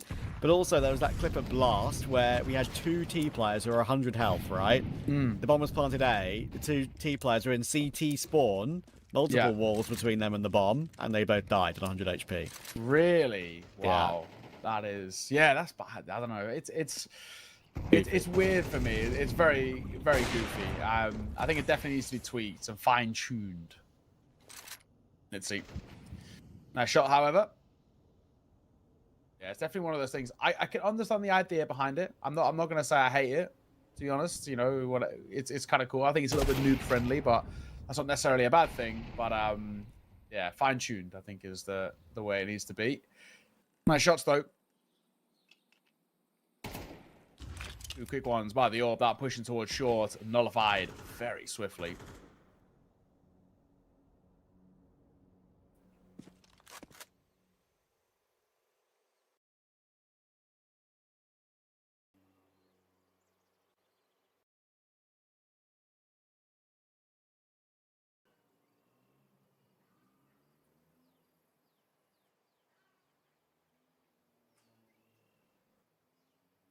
Finally, a bit of progress in the early round for Butterfly.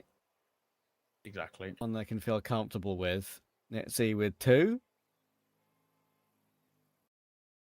Obviously very good on map 2. Yeah. To aid that recovery. Butterfly had from 10-4 down.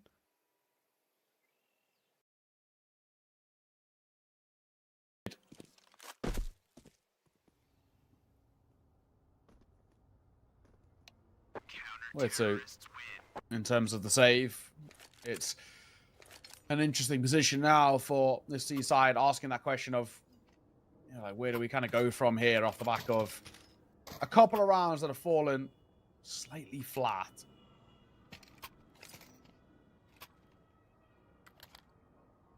Of course, it doesn't really help that the financial situation isn't exactly the soundest. Got 2 AKs, a Galil, and a field grid, a pistol to try and build a round out of this, but I'm expecting all that much. My feeling is here that Butterfly should be able to find 3, and with that, actually start opening the door to a properly solid CT side. I don't see only hits that tag on Axis. That molly he threw was really weird. I think it caught the corner of the little half wall on the balcony. It didn't really push Nitsy away, but Oppo will find an instant trade onto Forrester. And they do have top mid control. And they are trying to walk into Nitsy, but Nitsy's still there. And Sainty expected him to move back onto the bomb side. Nitsy always refacing for more. Topo is down. Nitsy crouches into the angle. Easy kill for him. These 2 Tech 9s, which was a full force, like you mentioned, are about to get dropped. Yeah, and it's about to be, I could argue, a bit of a waste. It really doesn't amount to all too much to be considered worth it. I mean, it feels slightly harsh to say, but couple of kills and no bomb plant, it doesn't really feel like it was worth the expense. I mean, I guess the one positive is you've kind of put your economic state into a position where it's even across the board. Obviously, their finances were a little bit all over the shop, but yeah, grand scheme of things, was that really worthwhile? I think in hindsight, we could probably say no, not for 2 kills. 3rd on the board, and that being said as well, the 5th, sorry, the 3rd on the board and the 4th should come quite naturally, and it means that they can actually really start to tie this game up at 5 apiece. And now Worry comes through. Nice double opener. Simple work. This round, I can't imagine it being that much of a threat, especially with how aggressive the C-side are taking it.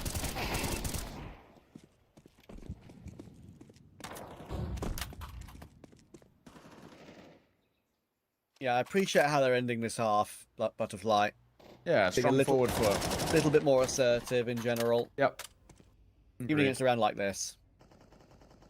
Just make sure. That's all that matters, right? Make sure that you give yourself a bit of leeway, a bit of breathing room off the back of a poor start. There was a couple of rounds towards that initial start as well that I think they would feel slightly hard done by, but that is the way of the world. Honest. I think that's consolation. That immediately dropped. He was hoping to try and do something with that AK, but not to be.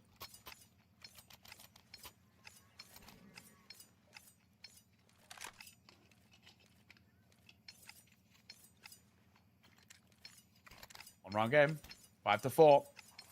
You tie it up here as well, and that pressure and the sort of script immediately flips, and then we start to honestly get a little concerned, actually, for Black Phoenix letting it slip in the way in which they have. Here comes the fight, Banana. 3 CTs at the top of that Banana position, and Karama and Forrester do okay. That was a 3 for 2. And the aggression from Nitsy down middle, knowing that they're pretty much all locked in Banana, is understandable. But at the same time, it is risky. And he does go down for it. But Kisley has them locked in, so no problem. Smoke is up, but even though he does damage, Salazar, he can't complete the kill. And that will be Butterfly turning the gap back down to 1 round again. Okay. That being said, a really, really interesting position of how this half can end, because we sort of, talk about this quite a bit. The feeling between a 6-6 and a 7-5 is vastly different. Same with like a 7-5 and an 8-4, right? Completely different positions where makes for, for example, Butterfly, you get up towards 6, tie this one up. You've actually flipped the pressure for Black Phoenix on such a strong start. Black Phoenix, though, if they can end on a high note, all it requires is one pistol to start that second half, and they can start pulling away, but it's not looking good. This is that initial fighting towards Barnard looking very much like this will be ending at an even position here, and to be honest, I think Black Phoenix, similar to how they ended Matt them out of this, but wow, not to be. That is quite a round. And quite a decision to be made as well. Going for a force like that and falling as flat as they did. Man, I can't believe it. No, it's so costly. And it actually really, really now allows Black Phoenix to seriously start pulling away. I'd rather let it slip, but get a quick response, and it might not be all doom and gloom. But fundamentally, I'm worried about the way in which that was approached. Yeah, indeed. Oh, might be more of the same. Tarnez will get himself 2. And when you do force up like they did, and it does fail as miserably as that, Yeah. always going to be a poor start to the half. And to be fair to Black Phoenix, I'm glad they won it, because so many rounds in this game where you just feel like those Tech 9s are going to run you over. And it seems like it's just almost a 50-50 round rather than an advantage anymore. Yeah, and I think also one of those things where you actually are punishing what I would say is fundamentally like a bad decision to go for that force. I just think it's unnecessary and never really should be properly in a consideration. It's so risky, and I just don't think, we always had to talk about the numbers game and the risk versus reward, but that one, it's a bit of a crazy spot for me. And in a way, a bit of justice in the sense that it didn't end up being found. Time out taken. Butterfly. Moment to converse for them, but safe to say that things are getting a little worrying.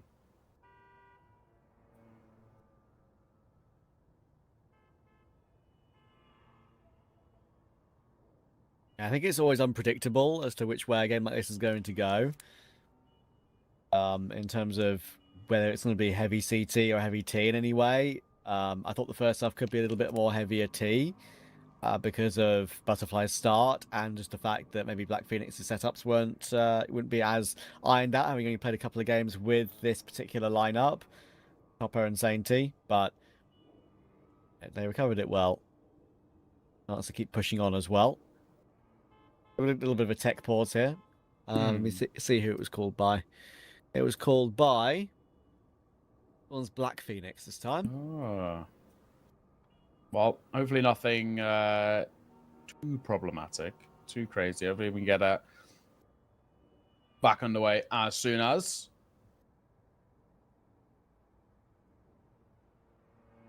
But yeah, they're in a good spot, really good spot. And obviously quite a worrying predicament, fundamentally speaking, of what we've seen so far. And real questions to be had about, are things going to change?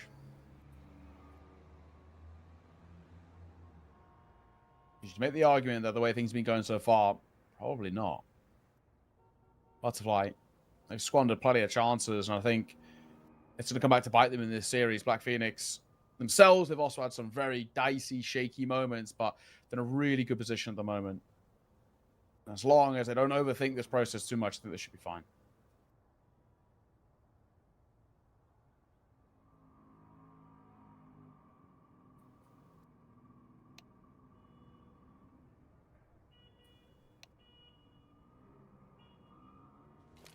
Tech pause time cancelled. Nice. And timer will now count back down again for the start of this round. Butterfly need to get back into it right here, right now. Mentioning the bracket earlier about where these two teams are positioned in it. If they do win, they play one of Just Players or Sashi. Be a very similar team for one of these two teams to face. If Just Players won, if Sashi won, of course, that full Danish team back reforming again. with Analele in the roster. Should be interesting to see how that one goes. That'll be coming up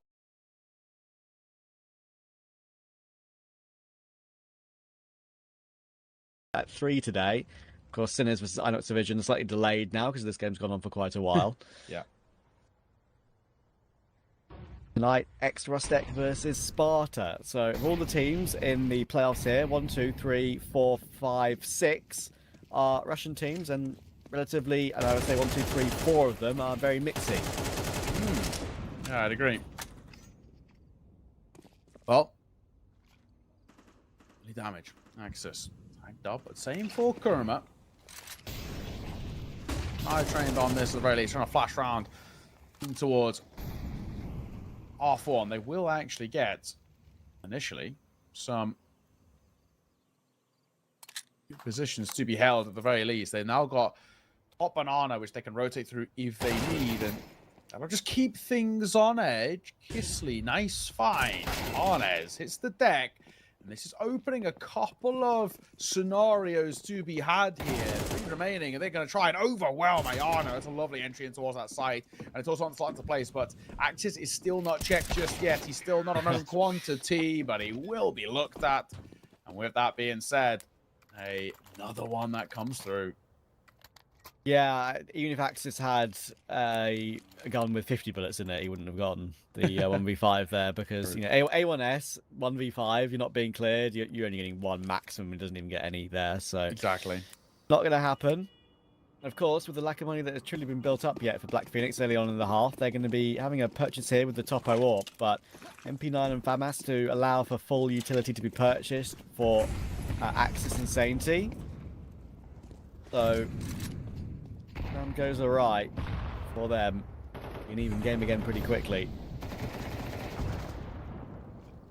True. Very true.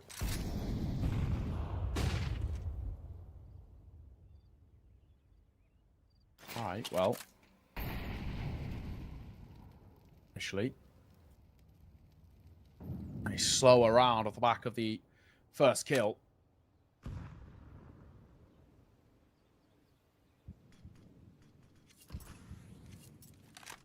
Two from here now.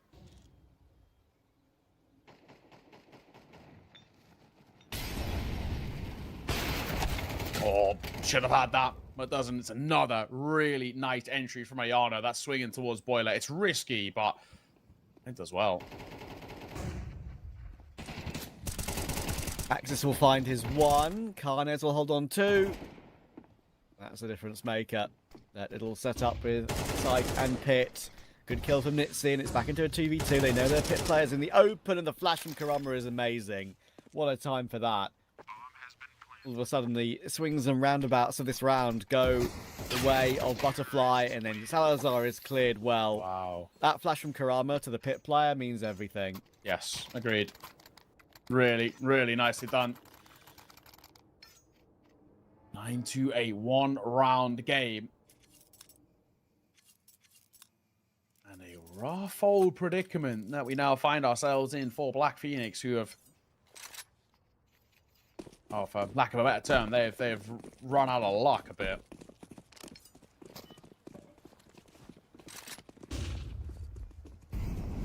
Yeah, this becomes really quite interesting. I mean, this round, dead to rights. So the assumptions that were at 9-all. And with that, a real worry to be had for Black Phoenix, who are letting this was 1 point quite substantial lead slipping away.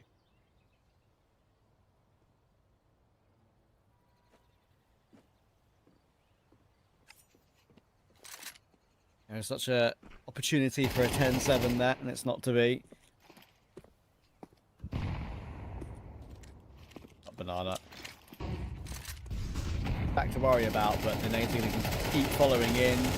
And your numbers are going to be enough to run them over. 9-9 it will be.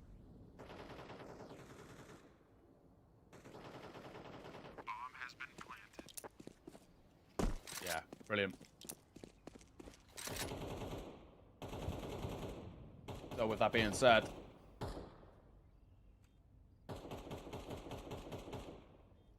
I'm very much a worried person about where this seems to be developing. Black Phoenix, what about another pause here and of a tactical nature? Take a breather. They've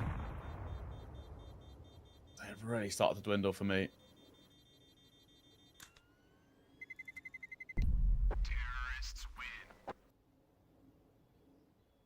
Yeah, it's been one of the most bog standard Infernos I've watched in a long time. I know. I've seen nothing surprising. Everything's by the book.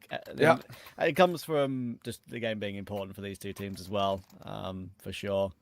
But still, didn't expect much less when they haven't got good records on the map recently. Yeah. It's a bit scrappy. It's a bit ugly. It's far from kind of comfortable. It feels like it's leaning very heavily on the puggy nature of it and the raw individuals to bail them through rounds. Unfortunately, that's what Inferno does bring to the table. It's not always the nicest.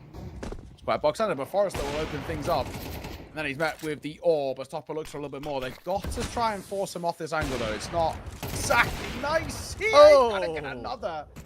It didn't even count as a no-scope, at least according to the icons. They might have just quick-scoped that, but job done by him. I can't believe they've not overwhelmed him. He's going to get 4 as well. Did he complete this round all by himself? He wanted something special. He wanted to have something to shout about, and finally we've got it. And Black Phoenix needed it, to be fair. It was a change-up from Butterfly with that really fast top-mid push into long.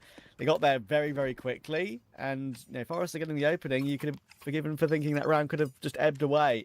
But Topo, even though he was smoked off toward Arch, he wanted to fight for it, and boy, did he do so. Well done. Yeah, agreed. Agreed. That's only his 9th kill of the game as well, after that quad kill. Yeah, take your moments, you know, it's the impact right there. Oh, wow, wow. Off there, what would be a little bit of a dismal display for a while. A moment to individually step up and now let's see. Can we build upon it? Looks so uncomfortable for a while here, but now might be a perfect time to find your way back into things.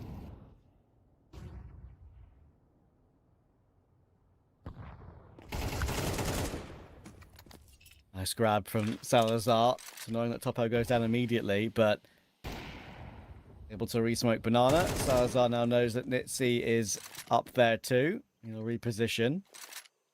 Catch from Carnes. Again, an immediate trade, but Kisley is now going to be pushing top middle with Ayano. He's got a bit of a gap, I think, because of the way the kills came through top middle. They're not going to look at long straight away. If Kisley was looking at Axis, maybe he gets that kill. The fact he's not makes it easy for the M4. And now Senji's here to help out. That leaves Ayano in the open. Axis rightly does not face him straight up. Does lose Sainty in the midst of the duel, though. And that could give Ayano a bit of a gap to work with if he walks back down middle, but he's taking his sweet time, and that could mean he gets flashbacks easily. And there's the kill. There's the completion. Not allowing Ayano to play that clutch out. Black Phoenix have suddenly broken into a bit of a lead. Yeah. And it's seemingly out of nowhere as well, with sort of how dicey, slightly how rough things are looking.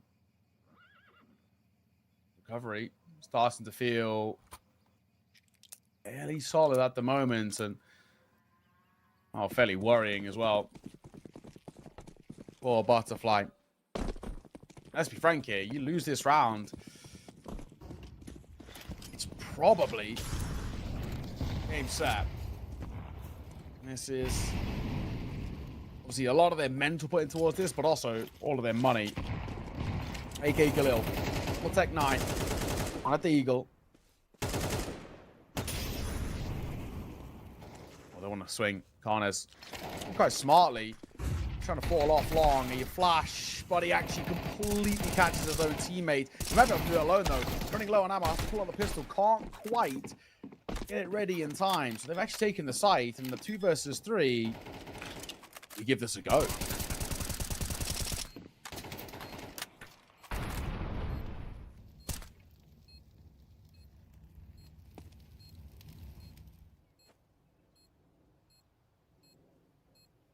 Yeah, they'll fall back.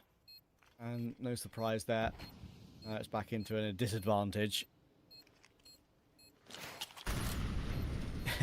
It's so funny how obvious this is, this entire game. It's like, yeah, there's nowhere team's going to win this map easily. It's always going to be closed back in again. Black Phoenix for the first time get this proper two-round gap with a couple of rounds in a row. They're not going to just streak clear to the finish line. It never happens. Too much inconsistencies, too many gaps to exploit, too many unpredictabilities. They'll lose Forrester to the bomb there, Butterfly, which is a bit annoying, but no problem. What a weird situation for the money to be in for both teams as well, it being this late into the half. I mean, Topo can't get his AWP. Sainty can buy. Karnes can buy too, but the util will be awful. I think that's why they're throwing in attack, wondering what on earth they do here. Do they play to set up the 2 AKs in this round and full save on the other 3 to get everything they need for 11-11? I reckon that's the choice for me. Yeah, I agree.